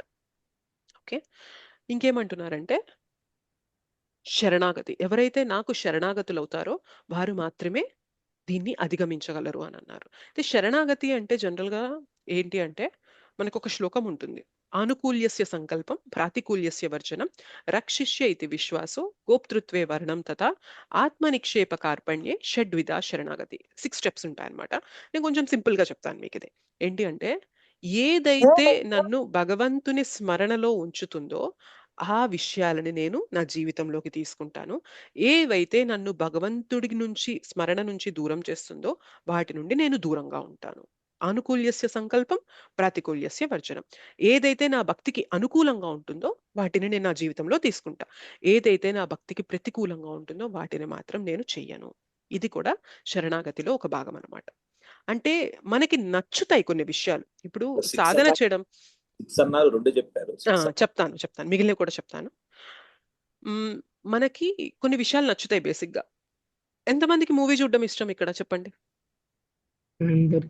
అందరికి ఇష్టం, రైట్? మనందరికీ కూడా చిన్నప్పటి నుంచే మూవీస్ చూడడం అనేది అలవాటు అనేది ఉంటూ ఉంటుంది. కొందరికి అంత అలవాటు ఉండకపోవచ్చు, బట్ కొందరికి బాగానే ఉంటుంది అలవాటు. బట్ భక్తిలోకి రాగానే సడన్ గా మనకి అర్థమవుతుంది, ఓకే మూవీస్ అనేవి ఇవన్నీ ఎక్కువ చూడకూడదు, భగవంతుని స్మరణ అనేది మనకు ఉండదు, ఆ మూవీస్ చూస్తున్నంత కాలం కూడా మాయ ప్రభావంలో పడిపోతూ ఉంటాము, అండ్ తర్వాత కూడా వాటి గురించి ఆలోచన చేస్తూ ఉంటాం, కాంటెంప్లేట్ చేస్తూ ఉంటామని మనకు అర్థమవుతుంది. సో ఇది తెలిసిన తర్వాత ఇమీడియట్ గా మనకి మూవీస్ చూడాలి అనే కోరిక పోతుందా? పోదు. Close కానీ పోకపోయినా కూడా మనం కొంచెం కంట్రోల్ చేసుకోవడానికి ప్రయత్నం చేస్తాం. ఇట్స్ ఓకే, ఎనీవే అది నాకు మంచిది కాదు కదా, నా కృష్ణ చైతన్యానికి నా భక్తికి అది మంచిది కాదు, సో వీలైనంత అవాయిడ్ చేద్దాం. ఇమీడియట్గా ఏదైనా క్లాస్ కానీ కీర్తన కానీ బుక్ కానీ టైం దొరికినప్పుడు, అఫ్ కోర్స్ మన బాధ్యతలో మనం ఉంటే ఇంకేం గుర్తుండదు మనకి, బట్ ఖాళీ టైం దొరికినప్పుడు మనం యూజువల్గా మూవీస్ దగ్గరికి వెళ్ళే అలవాటు ఉన్నప్పుడు, బట్ భక్తిలోకి వచ్చాక ఇది అంత మన చేతనని మంచిగా ఉంచదు, మాయలో పడేస్తుంది, భగవంతుని స్మరణ అనేది ఉంచదు అని తెలుసుకున్న తర్వాత మనకి నచ్చకపోయినా కూడా మన భక్తి కోసము కొన్ని ఇష్టమైన వాటిని కూడా వదిలేస్తున్నాం. అవునా కదా? సో ఇది ఏంటి అంటే శరణాగతిలో ఒక భాగం అన్నమాట. అంటే నాకు నచ్చుతుందా లేదా అనేది కాదు కృష్ణ, ఇది నా భక్తికి అనుకూలమైనదా ప్రతికూలమైనదా. అనుకూలమైనదైతే నాకు నచ్చకపోయినా నేను చేయడానికి ప్రయత్నం చేస్తా, ప్రతికూలమైనదైతే నాకు నచ్చినా నేను చేయకుండా ఉండడానికి ట్రై చేస్తాను. అది శరణాగతిలో ఒక భాగం. ఓకే, సో మనందరికీ కూడా ఇప్పుడు ఆనియన్ గార్లిక్ తినే అలవాటు ఉంటుంది. మనకి ఇస్కాన్లోకి వచ్చాక చెప్తారు అది సాత్విక ఆహారం కాదు, అది రజోగుణం పెంచుతుంది మనలో అని చెప్తూ ఉంటాం. సో సడన్ గా మనకి ఇంట్రెస్ట్ పోతుందా అంటే పోదు. కానీ మనం సాధన చేసే కొద్దీ, భక్తుల సాంగత్యంలోకి వచ్చే కొద్దీ, సరే నేను కూడా ప్రయత్నం చేస్తాను, తినకుండా ఉండడానికి ప్రయత్నం చేస్తాను అనే ప్రయత్నంతో మొదలు పెడతాం మనందరం. మనకి తెలియదు, ఫస్ట్ డే మనకు అనిపిస్తుంది ఇంతకాలం ఇన్ని ఐటమ్స్ నేను ఇలా చేశాను, అసలు నేను చేయడం వస్తుందా, నాకు వంట చేయడం వస్తుందా, ఇంట్లో వాళ్ళు ఇష్టపడతారా తినరా, ఇట్లా బోల్డ్ అన్ని క్వశ్చన్స్ వస్తాయి.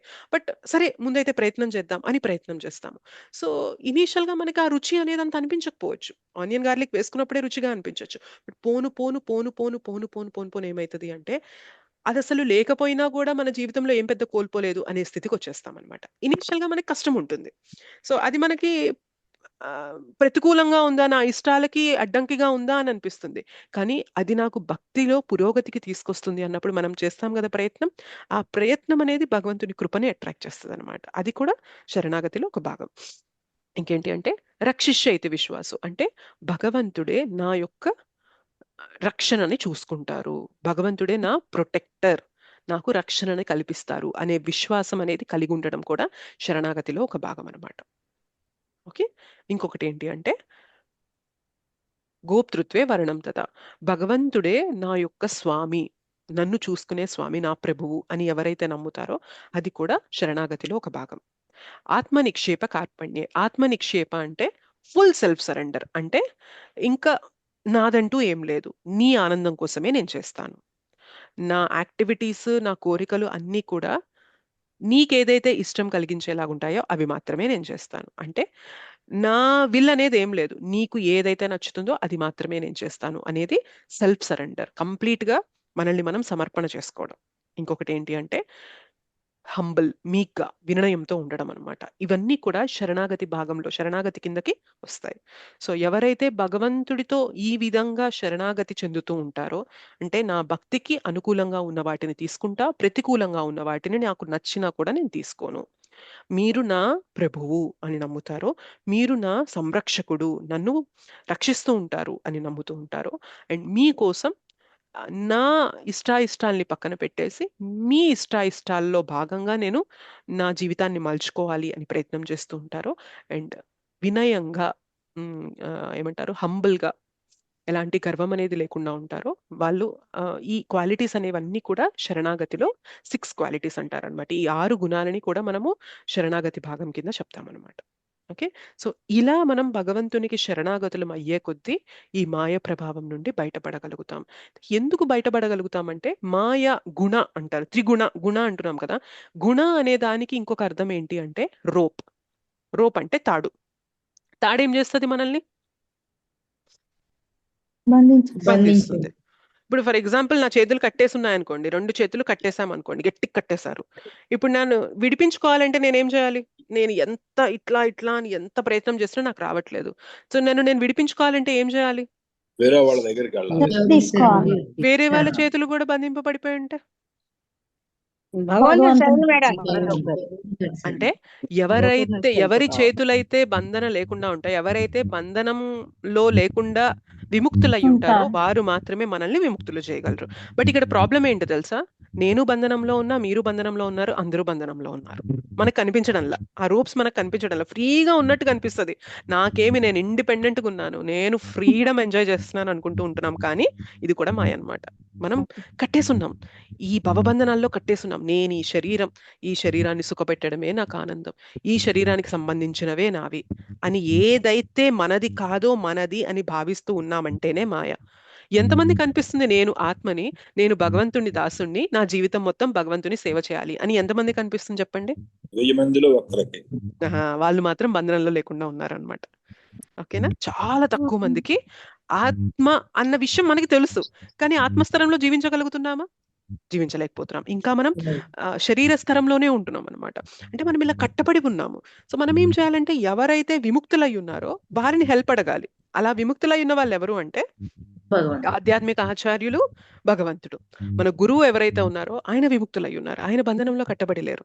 మనం ఆయన పాదాలు పట్టుకొని భగవంతుని పాదాలు పట్టుకున్నప్పుడు ఏమవుతుంది అంటే, మన చేతులకు ఉన్న బంధనాలు విడిపిస్తారు. మనం ఏదైతే ఈ బంధనంలో చిక్కుకున్నామో వాటి నుండి మనల్ని విముక్తుల్ని చేస్తారు.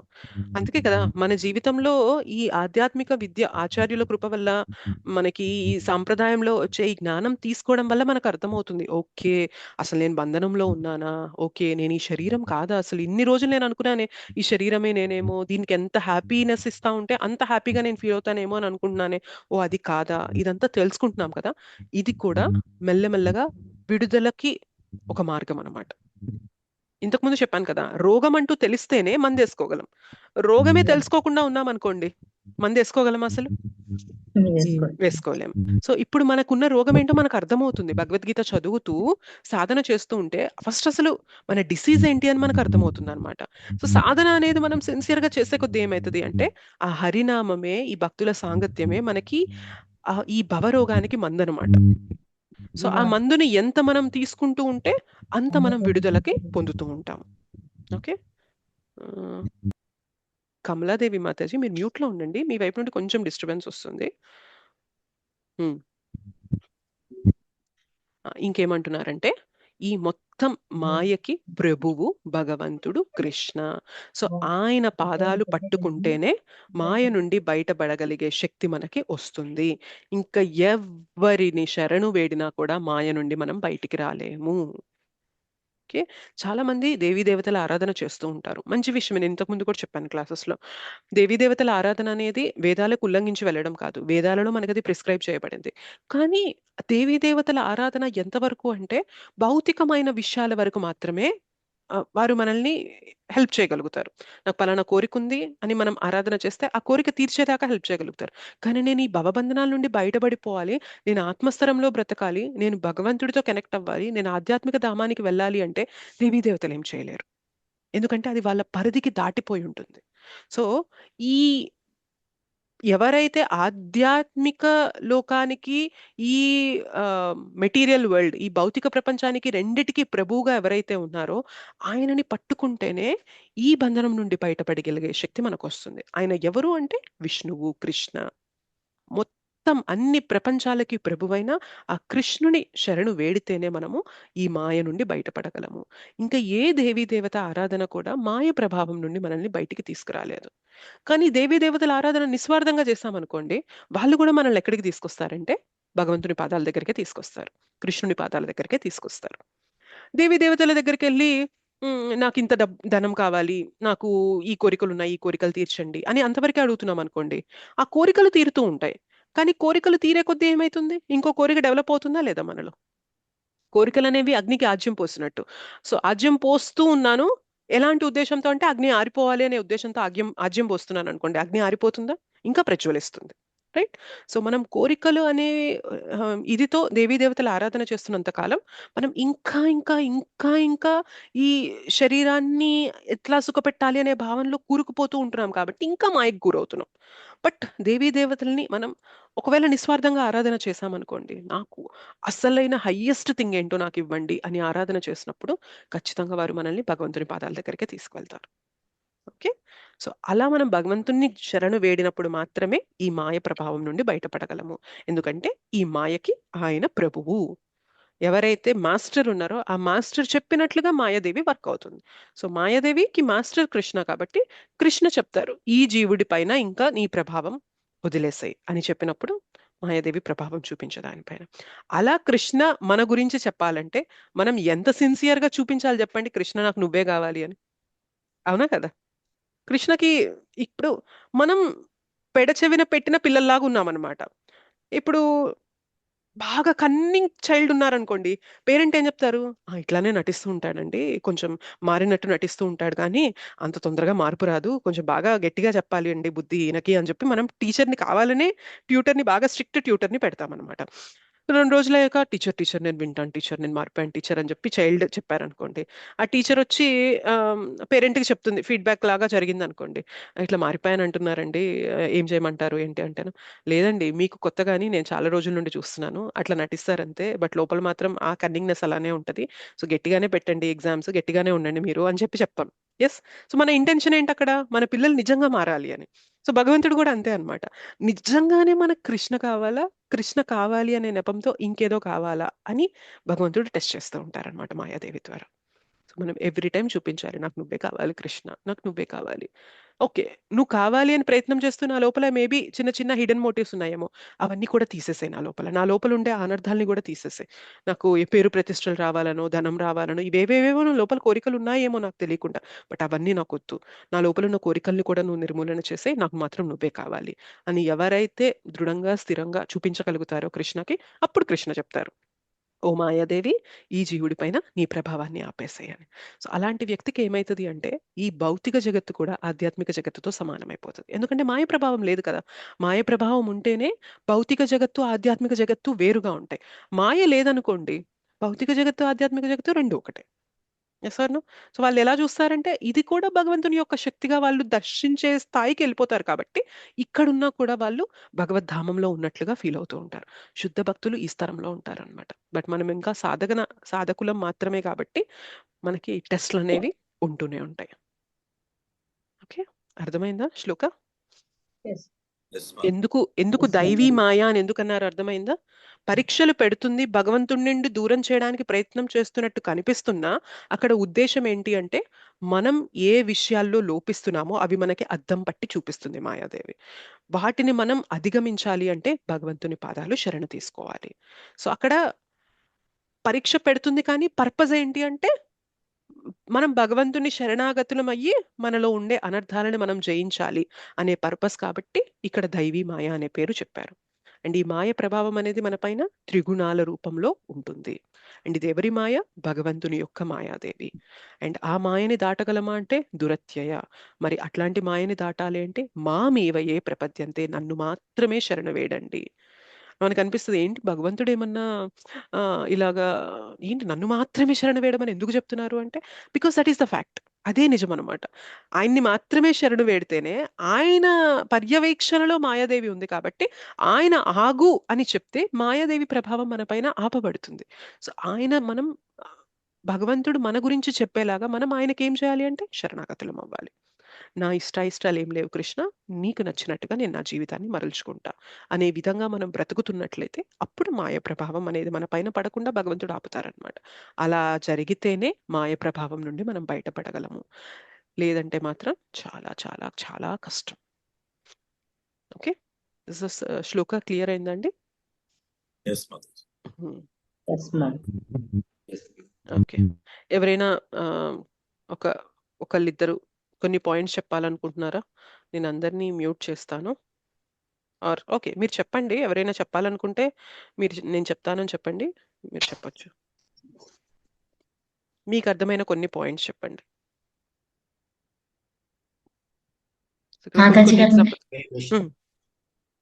అసలు వెల్లుల్లిపాయ ఉల్లిపాయ ఎందుకు తినకూడదు అంటే సైన్స్ పరంగా వెల్లుల్లిపాయ ఉల్లిపాయ మంచిది అంటారు, సామెత కూడా ఉంటది, ఉల్లి చేసిన మేలు అమ్మ కూడా చేయదని, మరి దాన్ని ఎందుకని వద్దంటున్నారు? హెల్త్ పరంగా బెనిఫిట్స్ ఉంటాయి మాతాజీ ఖచ్చితంగా. ఎందుకంటే దీనికి శాస్త్రిక ఎవిడెన్స్ కూడా ఉంది.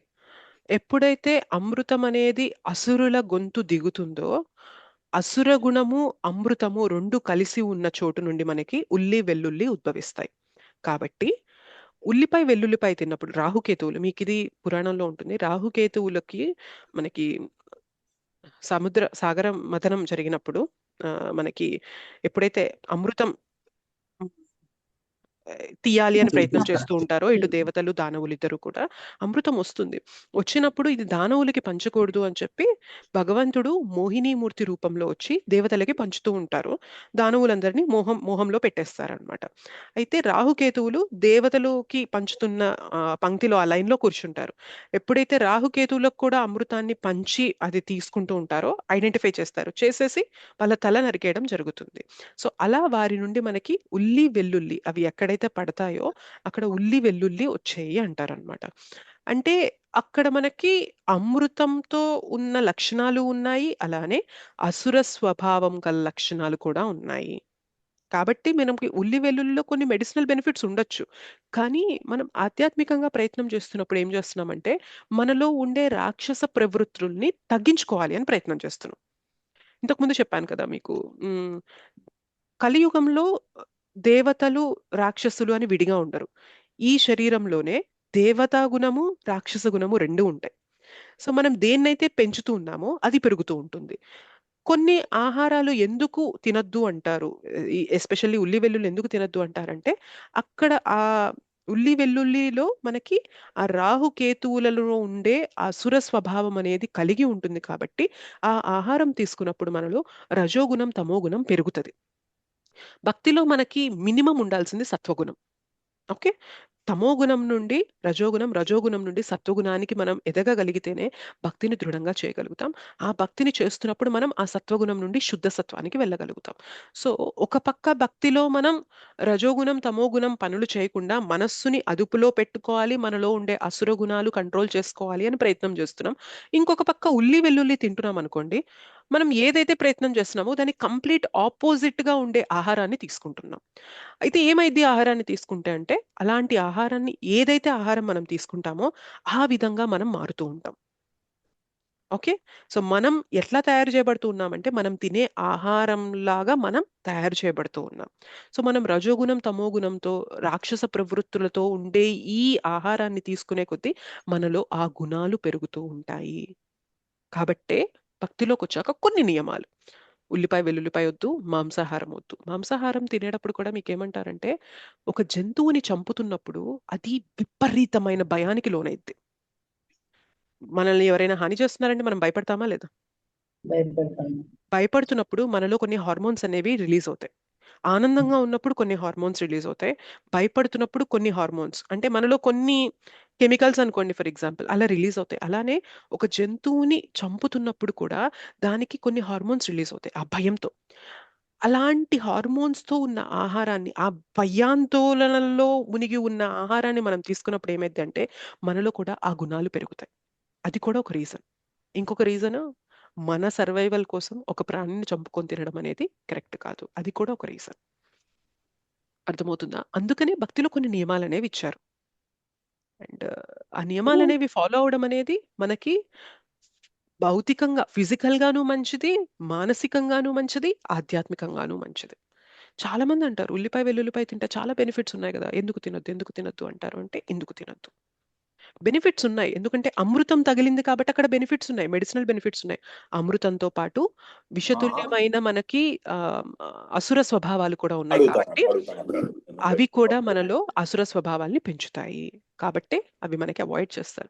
ఇక్కడే కాదు, మీరు శ్రీ సాంప్రదాయంలో కానీ ఎక్కడైనా కానీ భగవంతునికి నివేదన చేసే వాటిలో ఎక్కడ కూడా ఉల్లిపాయ వెల్లుల్లిపాయ వాడరు. ఇస్కాన్లో మాత్రమే కాదు, ఎక్కడైనా ఏ వైష్ణవ ఆలయంలో కూడా భగవంతునికి నివేదన చేస్తున్న ఆహారంలో ఉల్లిపాయ వెల్లుల్లిపాయ అస్సలు వాడరు. వాడని ఆహారాన్ని, వాడకుండా చేసిన దాన్నే భోగాన్నే మనము నివేదన చేస్తాము, దాన్ని ప్రసాదంగా తీసుకుంటాము. సో అది మనకి మన మనసుని కంట్రోల్ చేయలేదు. అలాంటి ఆహారం తీసుకున్నంత కాలం మన మనస్సు మన అదుపులో ఉండదు. మనం ప్రయత్నం చేస్తుందంతా ఎందుకంటే మనస్సుని అదుపులోకి తీసుకురావడానికి. మనం తినే ఆహారం మనస్సుని గాడి తప్పేలాగా ఉంచింది అనుకోండి, ప్రయోజనం ఉండదు కదా. అందుకే కొన్ని నియమాలు అనేవి ఉంటాయి. మాతాజీ ప్లీజ్ ఒక్క మాట. ఇప్పుడు వెల్లుల్లిపాయ ఉల్లిపాయ కూడా అవి కూడా మొక్కలకు సంబంధించినవి కదండి, మొక్కల నుంచి వచ్చినవి కదా, వాటికి మరి ఆ గుణాలు ఎలా వచ్చి ఉంటాయంటారు? మరి మామూలుగా ఆల్రెడీ అన్ని కూరగాయలన్నీ ఆ కూర ఇందాక తింటున్నాం. నేను చెప్పాను, వినలేదా మీరు? సముద్ర మంతన జరిగినప్పుడు అది అవును, పంచుతున్నారు. అది విన్నాను. కానీ ఉమ్. అసలు యాక్చువల్ గా మనం ఉల్లిపాయ నేటి మొక్కలు అవన్నీ, వెల్లుల్లిపాయ మొక్కలు అవన్నీ చూస్తూ ఉంటాం కదా, మొక్కల నుంచి వచ్చినవి కదా ఇవి. అది నా పాయింట్. ఆ ఉల్లిపాయ వెల్లుల్లిపాయ ఎక్కడి నుండి వచ్చాయంటే, ఇది రాహుకేతువుల యొక్క తల భాగం అవన్నీ ఎక్కడ పడ్డాయో అక్కడి నుండి వచ్చాయంటారు. అవి ఆరిజిన్ అక్కడి నుండి వచ్చాయంటారు, కాబట్టి అవి తీసుకోకూడదు అంటారు మాతాజీ. ఓకే. హరే కృష్ణ మాతాజీ. మాతాజీ, ఇప్పుడు నాన్ వెజ్ దాని గురించి ఏమో కృష్ణ అన్ని ప్రాణులల్లా తను ఉంటాడు కాబట్టి మీరు నన్ను చంపుకొని తింటున్నట్లు అట్లా అట్లా కూడా మనం అనుకోవచ్చు కదా మాతాజీ. అట్లా కూడా అంటారు మాతాజీ. ఇప్పుడు ఇప్పుడు అన్ని మనకి ప్రాణులలో పరమాత్మ శ్రీల ప్రభుపాదుల వారు ఏం చెప్తారంటే, స్మాల్ బుక్స్ లో ఒక తండ్రికి ఒక 5గురు కొడుకులు ఉన్నారు. ఒక కొడుకేమో చాలా తెలివి ఉంది, ఒక కొడుకేమో తెలివి లేదనుకోండి. సో ఆ కొడుకుని నేను మోసం చేస్తాను అంటే తండ్రి ఊరుకుంటాడా? ఆ కొడుకుని నేను నా స్వార్థానికి వాడుకుంటానంటే తండ్రి ఊరుకుంటారా? సో ఇక్కడ ఊరుకోరు కూడా అంతే, మాతాజీ. మనం ఎలా అయితే భగవంతుని యొక్క అంశలమో ప్రతి ఒక్క ప్రాణి కూడా భగవంతుని యొక్క అంశనే. సో మనం మన ఆహారం కోసం వీలైనంత తక్కువ హింస అనేది జరిగేలాగా మన పోషణ అనేది జరగాలి.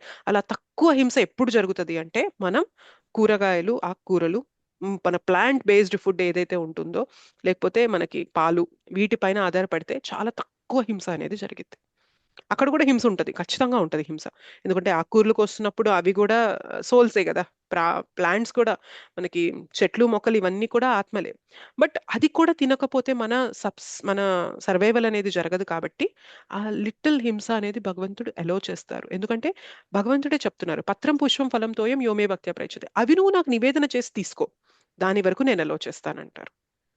నివేదన చేయకపోతే అక్కడ కలిగే సిన్ కూడా మనం అనుభవించాల్సి ఉంటుంది, పాపాన్ని కూడా. కాబట్టి నివేదన చేసి తీసుకోవడం, భగవంతునికి ప్రసాదం నైవేద్యం పెట్టి దాన్ని మనం ప్రసాదంగా తీసుకున్నప్పుడు పాపం అనేది మనకు అంటదు. అలా అని ఏదంటే అది ప్రసాదం పెట్టకూడదు.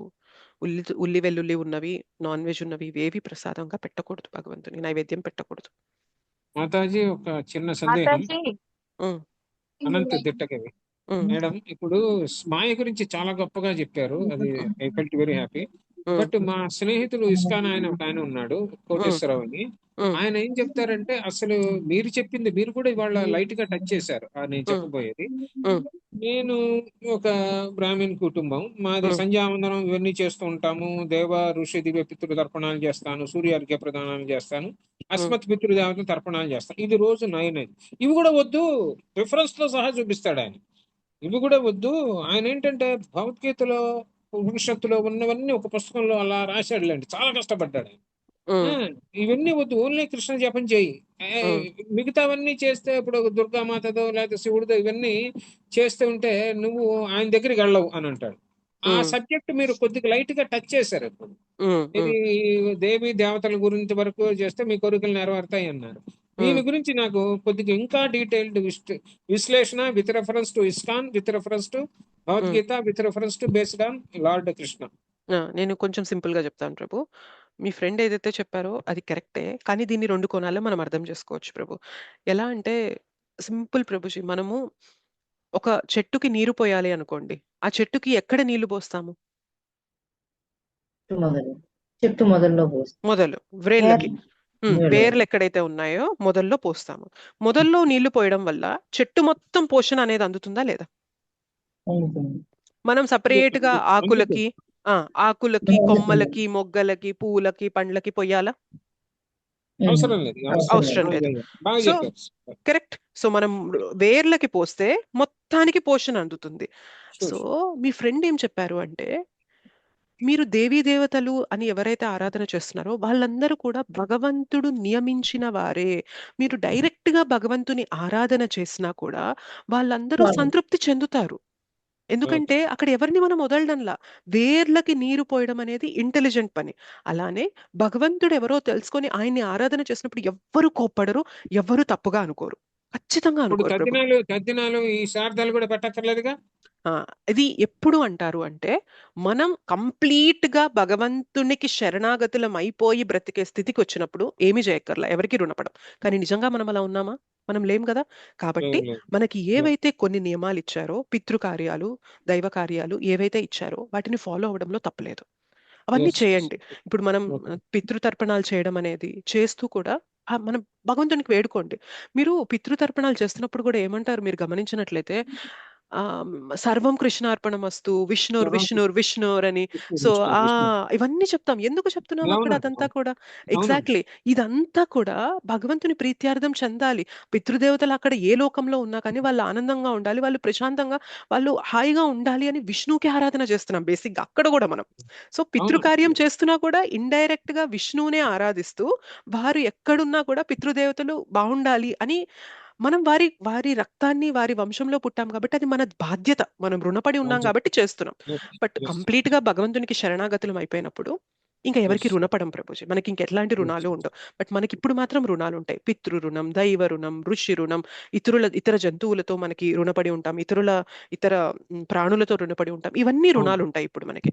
బట్ ఎవరి జీవితం అయితే కంప్లీట్ గా భగవంతుని సేవకే అర్పణం అయిపోయిందో వాళ్ళకి ఎలాంటి రుణాలు ఉండవు. మనం ఇంకా అంత స్థాయిలో జీవించలేకపోతున్నాం కాబట్టి మనకి ఏవైతే ధార్మికంగా ఫాలో అవ్వమని చెప్పారో ఖచ్చితంగా ఫాలో అవ్వాలి ఇప్పుడు. సో పితృకార్యాలు ఇవన్నీ చెయ్యాలి. ఓకేనా? Yes, thank you Prabhuji. Hare Krishna. Yes, thank you so much Matajis. Hope మీకు ఇవాళ సెషన్ అనేది అర్థమైంది అని అనుకుంటున్నాను. మళ్ళీ మనం తదుపరి సెషన్లో నెక్స్ట్ శ్లోకాతో మీట్ అవుదాము. మీకేమైనా ప్రశ్నలు అలా ఉన్నా కానీ నాకు మెసేజ్ చేయండి, నేను వీలు దొరికినప్పుడు మీకు ఆన్సర్ ఇవ్వడానికి ప్రయత్నం చేస్తాను. ఓకేనా? హరే కృష్ణ అర్థమైందా? హరే కృష్ణ మాతాజీ. మనము చాంటింగ్ చేసేటప్పుడు కూడా మనకు ఆలోచనలు అవి వస్తాయి కదా మాతాజీ, మాయ ప్రభావం వల్లనే అన్నారు, అట్లా జరుగుతుంది మాతాజీ? ఎస్, మాయ ప్రభావం ఉంటది మాతాజీ. జపం చేస్తున్నప్పుడు మాయాదేవి మనకి ఎట్లా చూపిస్తూ ఉంటది ప్రభావం అనేది? మీరు గమనించినట్లయితే చాంటింగ్ లో కూడా స్థాయిలు ఉంటాయి మాతాజీ. ఇనీషియల్ గా జపం చేస్తున్నప్పుడు అస్సలు కృష్ణ పైన స్మరణే ఉండదన్నమాట. మనకి ఏదో చేయాలి అన్నారు, చేయమన్నారు, చేస్తున్నాం, అలా చేస్తాము. మనకి అన్ని విషయాలు కూడా ఎలా గుర్తొస్తాయంటే, వాళ్ళు నన్ను అలా చేశారు, వాళ్ళు నన్ను మోసం చేశారు, వాళ్ళు నన్ను ఇది చేశారు, వాళ్ళు నన్ను అది చేశారు, ఇట్లాంటి ఆలోచనలు వస్తుంటాయి. కొంతకాలం అయ్యాక చాంటింగ్ లో ఆలోచనలు ఎలా వస్తాయంటే, వాళ్ళు ఏదో చేశారు, వీళ్ళు ఏదో చేశారు అనే ఆలోచన రాకుండా, నేను నేను ఎలా డేని ప్లాన్ చేయాలి, నేను చాంటింగ్ తర్వాత ఎట్లా చేయాలి అని ప్లానింగ్ అనేది నడుస్తూ ఉంటుంది అనమాట. అలా మనకి చాంటింగ్ చేసే కొద్దీ కూడా మనలో ఆ టెస్ట్, మనకి ఏవైతే స్మరణ జరుగుతూ ఉంటుందో అది కూడా మారుతూ ఉంటుంది మాతాజీ. ఇంకా ముందుకెళ్లే కొద్దీ ఏమవుతుందంటే ఇంకేం ఆలోచించరు, ప్యూర్లీ కృష్ణ గురించే. చాంటింగ్ తర్వాత నేనేం చేయాలి, నా డేని ఎలా ప్లాన్ చేయాలి, ఇవేం ఆలోచించారు చాంటింగ్ టైంలో. చాంటింగ్ టైం అంటేనే భగవంతుడితో నేను ఉండే సమయం. నేను మిగిలినవి ఏవి ఆలోచించను. ఈ క్షణం, ఈ మూమెంట్లో నేను భగవంతుడితో ఉన్నాను, భగవంతుడితోనే ఉంటాను అని వాళ్ళు ఉంటారనమాట. ఆ స్థితిలో ఏంది అంటే ఇంకా భగవంతుడు కంప్లీట్ గా రుచినిచ్చినట్టు మాతాజీ. చాలా అంటే కష్టం, ఇప్పుడు మనం ఆ స్థితికి రావడం కష్టం. చాంటింగ్ చేస్తుంటే కాలం ఇట్లా మనం రోజులు గడుస్తున్న కొద్దీ మనకు మాయ హెల్ప్ చేస్తుంది అన్నట్టు మాతాజీ. అంటే భగవంతుడు చేరడానికి మాయ హెల్ప్ చేస్తుంది అన్నట్టు మాతాజీ. మాయ హెల్ప్ అని జనరల్ గా మాయ గురించి ఎక్కువ పాజిటివ్ గా వినం మాతాజీ, నెగిటివ్ గానే వింటాము. కానీ ఈ పాజిటివ్ యాంగిల్ కూడా ఉంది అని చెప్తాను. మాయ గురించి నెగిటివ్ గానే వింటాం. మాయ ఎప్పుడు కూడా మనల్ని భగవంతుడి నుండి దూరం చేయాలని చూస్తూ ఉంటది. ఓకే, వద్దు. ఇప్పుడు క్లాస్ జరుగుతుంది అనుకోండి, క్లాస్ వినకుండా ఏదైనా మంచి మూవీ వస్తుంది, మూవీ రిలీజ్ అయింది, సో మూవీకి వెళ్ళాలి అని చెప్తుంది అనమాట. మాయ మనల్ని అక్కడ టెంప్ట్ చేస్తుంది. వద్దు క్లాస్ ఏం విందాంలే, వెళ్ళి మూవీ చూద్దాం అని అంటది అనమాట. సో బేసిక్ గా ఏం చేస్తుందంటే మాయ మనల్ని భగవంతుడి నుండి దూరం చేయడానికి ప్రయత్నం చేస్తుంది. కానీ తెలివైన వ్యక్తి ఏం చేయాలి అంటే, ఎందుకు నాకు ఈ ఆలోచన కలుగుతుంది, క్లాస్ ఉన్నప్పుడు నేను క్లాస్ వినాలి అనుకోకుండా నేను ఎందుకు మూవీ చూడాలనుకుంటున్నాను అంటే, నా మనసులో ఇంకా సుఖాన్ని, సెన్స్ ఎంజాయ్మెంట్ చేయాలి, ఇంద్రియ భోగాన్ని అనుభవించాలి అనే కోరిక నాలో ఉంది కాబట్టే కదా నాకు ఈ ఆలోచన వస్తుంది అని అర్థం చేసుకున్నాం అనుకోండి, మాయ మనకి చూపించినది మనం కరెక్ట్ వేలో పెట్టినట్టు.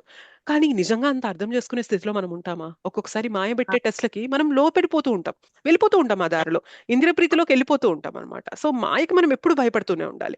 కానీ నిజంగా కొంచెం తెలివైన వ్యక్తి ఆలోచించాల్సిన విషయం ఏంటి అంటే, మాయ చూపించేది నాలో అనర్థం కాబట్టి నేను దానికి వెళ్ళిపోకుండా నాకు ఇట్లాంటి ఆలోచన వచ్చినప్పుడు భగవంతుని పాదాలు పట్టుకోవాలి అని తెలుసుకున్నప్పుడు మాత్రం మాయ మనకి మేలే చేస్తున్నట్టు.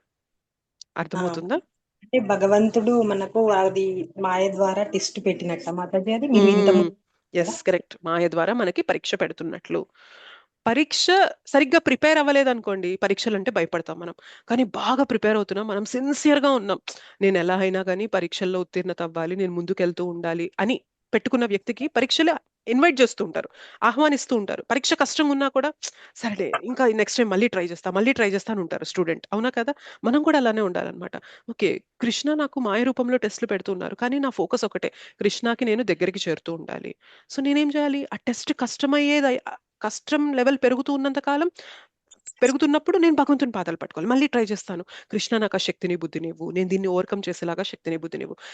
ఈ టెస్ట్ నువ్వే నాకు పెట్టావు, నేనేం చేయాలి? ఈ టెస్ట్ లో ఉత్తీర్ణత పొందాలి అంటే నేను మళ్ళీ వచ్చి నీ పాదాలే పట్టుకోవాలి.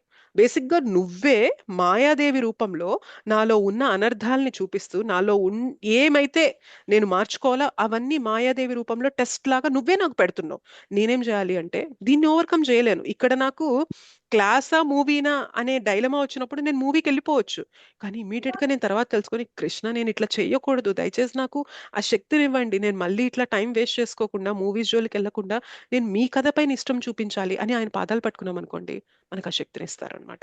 సో ఎవరైతే పరీక్ష పెడుతున్నారో ఆయనే మనకి ఎలా ఆ పరీక్షని అధిగమించాలి, ఎలా దాన్ని పాస్ అవ్వాలి అనే మార్గాన్ని కూడా చూపిస్తారనమాట. అది కృష్ణ. సో టీచర్ కూడా అంతే, మనకి ఎడ్యుకేషన్ నేర్పించేది టీచరే, ఎగ్జామ్ పెట్టేది టీచరే. ఆ ఎడ్యుకేషన్ ని సరిగ్గా తీసుకున్నాము, సిన్సియర్ గా ఉన్నాం అనుకోండి, ఆ పరీక్ష మనం పాస్ అవ్వగలుగుతాం. సిన్సియర్ గా మనం భక్తిలో సాధన చేస్తున్నాం అనుకోండి, ఈ పరీక్ష ఎదురైనప్పుడు దానికి లోబడకుండా భగవంతుని పాదాలు పట్టుకోగలుగుతాం అనమాట. ఒకవేళ లోబడి పడిపోయినా కూడా మళ్ళీ భగవంతుని పాదాలు పట్టుకోవాలి. అప్పుడు మాత్రమే మనం అక్కడ నుండి పతనం చెందకుండా ముందుకెళ్ళగలుగుతాం. ఓకేనా? అర్థమవుతుందా మాతాజీ? బేసిక్ గా టెస్ట్ మాతాజీ ఇది. మనం సిన్సియర్ గా ఉన్నప్పుడు టెస్ట్స్ వస్తూనే ఉంటాయి, మనకి సొల్యూషన్ కూడా తెలుస్తూ ఉంది. సిన్సియర్ గా ఉన్నంతకాలం భగవంతుని పాదాలు పట్టుకోవాలి. సిన్సియర్ గా లేమనుకోండి, ఆ టెస్టే మనకి పతనం చేసేలాగా అయిపోతుంది అనమాట, మనం ఆ గాడి తప్పేలాగా చేసేస్తుంది. అర్థమైంది మాతాజీ, మనకి చాలా అర్థమైంది, మంచిగా చెప్తారు మాతాజీ. థ్యాంక్ యూ మాతాజీ. హరే కృష్ణ. హరే కృష్ణ మాతాజీ. హరే కృష్ణ మాతాజీ, దండవత్సరం. హరే కృష్ణ, దండవత్ ప్రణామ్. మాతాజీ ఇప్పుడు మీరు చెప్పినట్టు లైక్ మూవీ టాపిక్ చెప్పారు కదా, అలా చెప్పినట్టు మనకు ఇప్పుడు మూవీ మనకు చూడాలని ఉండదు మాతాజీ, కానీ మన ఒక్కొక్కసారి మన ఫ్యామిలీ గురించి కానీ ఫ్రెండ్స్ గురించి కానీ వెళ్ళే పరిస్థితి వస్తుంది.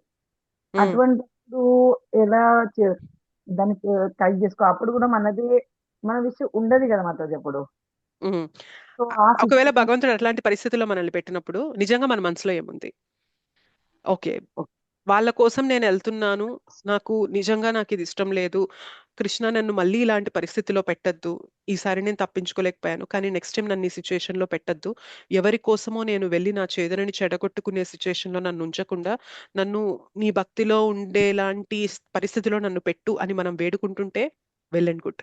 కానీ మనం వెళ్ళిపోయి వాళ్ళతో పాటు మనం కూడా ఎంజాయ్ చేసేసాం అనుకోండి, సమ్వేర్ మనకు కూడా మనసులో ఉందన్నమాట, మనం కూడా వెళ్ళి ఎంజాయ్ చేద్దాము అని మన మనసులో ఉంది, కృష్ణ దాన్ని ఇలా ఈ రూపంలో చూపించారు అని తెలుసుకోవాలి మనం.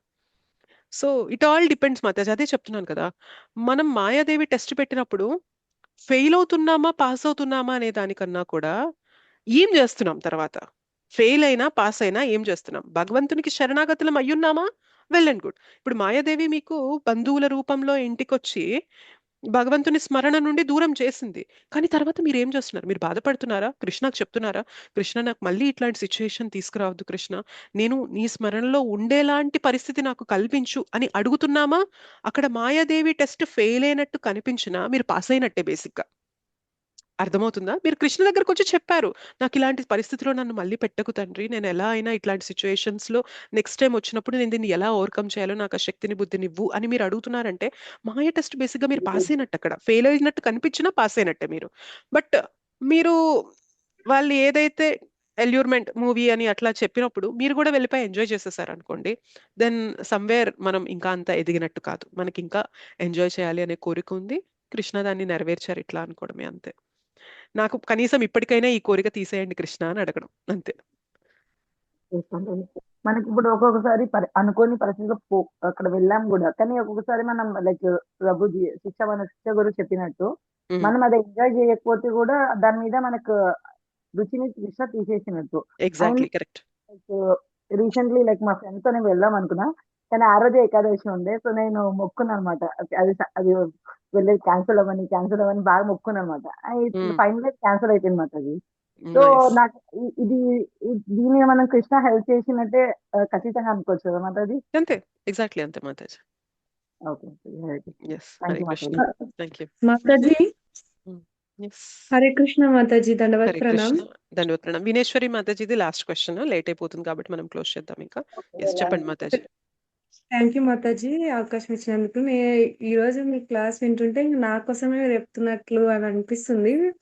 డైలీ మార్నింగ్ జపం చేసేదాన్ని నేను, కాకపోతే ఈ రోజు వర్క్స్ వల్ల చేయలేకపోయా. కనీసం నా ఫిక్స్డ్ మాలలలో నేను చేద్దామని మీ క్లాస్ వింటూ అట్లే చేద్దామని కూర్చున్నాను మాతాజీ. ఇంకా మీ క్లాస్ చాలా బాగుంది మాతాజీ. ఇప్పుడు ఇట్లా ఎంజాయ్ చేయాలన్న ఈ సెన్సెస్ అట్లా కోరికలు మనలో ఉంటాయి కదా, అట్లా నమ్మకం ఎట్లా చేయాలా అని అంటున్నా. అంటే మనం భక్తి మనకు అది చాలా తక్కువ, అంటే కరెక్ట్. చాలా ఇది తక్కువ ఉన్నా ఇనిషియల్ గా కరెక్ట్ మాతాజీ, మీరు అన్నది కరెక్టే. గుడ్, మీరు చక్కగా ఒప్పుకుంటున్నారు. మనలో ఎంజాయ్ చేయాలనే ప్రొపెన్సిటీ, అది ఆ గుణం ఎలా పోతుంది మాతాజీ అని అడుగుతున్నారు. సాధన చేసే కొద్దీ అది పోతుంది మాతాజీ. ఏబిసిడి ఏదైతే చెప్పానో గత క్లాసెస్ లో, సాంగత్యంలోకి రావడం, శ్రీల ప్రభుపాదులు వారు ఇచ్చిన బుక్స్ చదవడం, శాస్త్రాలు చదవడం, జపం చేయడం, విగ్రహారాధన, ఆర్ మనం భగవంతునికి నివేదన చేసిన ఆహారం తీసుకోవడం, ఇవి 4-5 చేస్తూ ఉన్నట్లయితే ఏమవుతుందంటే బేసిక్ గా మనలో ఆ సెన్స్ ఎంజాయ్మెంట్, ఆ ఇంద్రియాల ద్వారా నేను అనుభవించాలి అనే కోరిక తగ్గిపోతుంది. సో దానికి మార్గమే ఏబిసిడి. మనం ఇంద్రియాల ద్వారా అనుభవించాలి అనే కోరిక పైన మనం జయించలేం, కానీ ఇది పట్టుకున్నాం అనుకోండి, ఆ కోరిక మనలో తగ్గిపోతుంది అనమాట. అరే నేను ఇంత చదువుతున్నానే, ఇంత జపం చేస్తున్నానే, ఆ శక్తి వచ్చేస్తుంది మీకు. జపం నుంచి, ఆ శాస్త్రాల చదవడం నుంచి, భక్తుల సాంగత్యం నుండి మీకు ఆ శక్తి వచ్చేస్తుంది అనమాట. ఇంద్రియాల ఎంజాయ్మెంట్ జోలికి కాదు నేను వెళ్ళాల్సింది, భగవంతుడి సేవకురాలుగా నేను ఉండాలి అనే శక్తి, బుద్ధి మీకు వచ్చేస్తాయి అనమాట. సో భక్తికి ఆ శక్తి ఉంది. మనం ఇంకేం చేయక్కర్లా, భక్తి ఒక్కటి పట్టుకుంటే మిగిలినవన్నీ తగ్గిపోతూ ఉంటాయి అనమాట. ఇవన్నీ బై ప్రోడక్ట్స్ మనకి.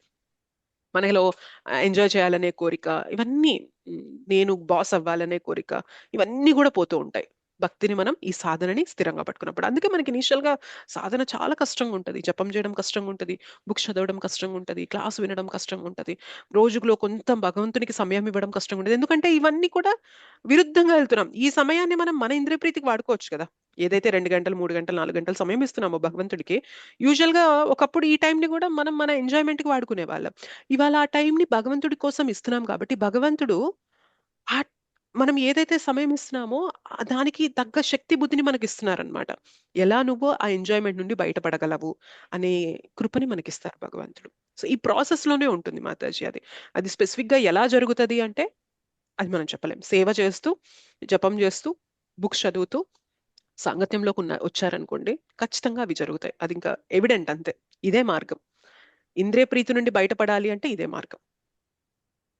Okay Mataji, thank initial you గా మాత్రం కష్టం ఉంటుంది మాతాజీ, డెఫినెట్లీ కష్టం ఉంటుంది. మీకే కాదు, ప్రతి ఒక్కరికి కూడా ఇనిషియల్ గా మన ఎంజాయ్మెంట్ ని పక్కన పెట్టి కృష్ణ కోసం టైం ఇవ్వాలి అంటే కష్టంగా ఉంటది. కానీ పోను పోను పోను మాతాజీ. పోను ఏమైతుంది అంటే, అసలు నేను ఇందుకోసమే కదా నా జీవితాన్ని గడపాలి, ఎందుకు ఇంతకాలం నేను సెన్స్ ఎంజాయ్మెంట్ చేస్తూ ఉన్నాను అనే స్థితికి కూడా మనం వెళ్తాం. ఓకే మాతాజీ, జపం జపం చేయడానికి ఏమన్నా రూల్స్ ఉన్నాయి అంటే ఇట్లా ఏమన్నా అంటే ఏమంటున్నా, నిష్టగా చేయడానికి అట్లా ఎట్లా ఏం లేదా? నిష్టగా అంటే శ్రద్ధగానా? ఆ, అంటే ఇట్లా కూర్చోవడం స్ట్రైట్ గా అట్లా కొంచెం కొంచెం స్ట్రైట్ గా కూర్చోండి. మనం కొంచెం ఇట్లా వాలిపోయి కూర్చున్నాం అనుకుని నిద్ర వచ్చేస్తుంది బేసిక్ గా. సో స్ట్రైట్ గా కూర్చోండి, అండ్ నామాన్ని చక్కగా ఉచ్చరించండి, క్లియర్ గా పలకండి. హరే కృష్ణ కృష్ణ కృష్ణ హరే హరే, హరే రామ రామ రామ హరే హరే. స్ట్రైట్ గా కూర్చోండి, క్లియర్ గా పలకండి. కుదిరితే స్నానం చేసి కూర్చోండి, కొంచెం శుచిని ఫాలో అవ్వండి. ఇది చేస్తే కొంచెం మీరు బెటర్ గా చేయగలుగుతారు మాతాజీ. అండ్ మీరు ఎంతసేపు కూడా జపంలో ఆధారపడాలి మాతాజీ, డిపెండ్ అవ్వాలి, ప్రేయర్ఫుల్ మూడ్ లో ఉండాలి మనం. సో మీరు పంచతత్వం ముందు ప్రేయర్ చెప్తున్నారు కదా, పంచతత్వకి మనం శరణాగతులం అవ్వాలి. నాకు జపం పైన రుచి రావడం లేదు, జపం చేసే ఆ రుచిని నాకు ఇవ్వండి, ఆ శ్రద్ధని నాకు ఇవ్వండి అని వారి పైన ఆధారపడాలి. శ్రీల ప్రభుపాద్కి ప్రే చేయండి. సో అట్లా మనం వారి ప్రేయర్స్ చేస్తే కొంచెం బెటర్ గా ఉంటుంది మాతాజీ చాంటింగ్ అనేది. Okay Mataji, thank you Mataji. Thank you మాతాజీ. హరే కృష్ణ. ఇంకా బాగా జపం చేయాలని ప్రే చేయండి మాతాజీ, అంతే. Definitely, sure Mataji. Thank you. Mataji ఒకసారేమో హరే రామ్ వస్తది, ఒకసారేమో హరిరామ్ అట్లా వస్తుంటది మధ్య మధ్యలో. ఏం కాదా మాతాజీ? హరే రామ్ అనే అనాలి మాతాజీ, హరిరామ్ కాదు, హరే రామ్. హరే రామ్ కంప్లీట్ గా. Okay. Yes. Thank you so much, thank you Mataji. మాతాజీ. And thank privileges. You. Yeah, thank you. Hare Krishna మాతాజీ, ధన్యవాద ప్రణామ్ మాతాజీ. Hare Krishna, Dandvat Pranam. Thank you so much. Vancha Hare Krishna kalpatarubhyascha మాతాజీ. kripa sindhubhyeva cha Hare patitanam Krishna pavanebhyo మాతాజీ. vaishnavebhyo namo namah. Ananta koti Vaishnav Vrinda ki jai, Srila Prabhupada ki jai, Srila Gurudev ki jai, Nitai Gaur Premanande, Hari Hari Bol. మళ్ళీ మన next class అనేది next Tuesday ఉంటుంది. ఆ రోజు మనం కలుసుకుందాం. హరే కృష్ణ మాతాజీ, హరే ధన్యవాదాలు. కృష్ణ మాతాజీ. హరే కృష్ణ. హరే కృష్ణ మాతాజీ. హరే కృష్ణ మాతాజీ. హరే కృష్ణ మాతాజీ. హరే కృష్ణ మాతాజీ. హరే కృష్ణ. దండవత్ ప్రణామం అందరికీ. Thank you. హరే కృష్ణ మాతాజీ. హరే కృష్ణ.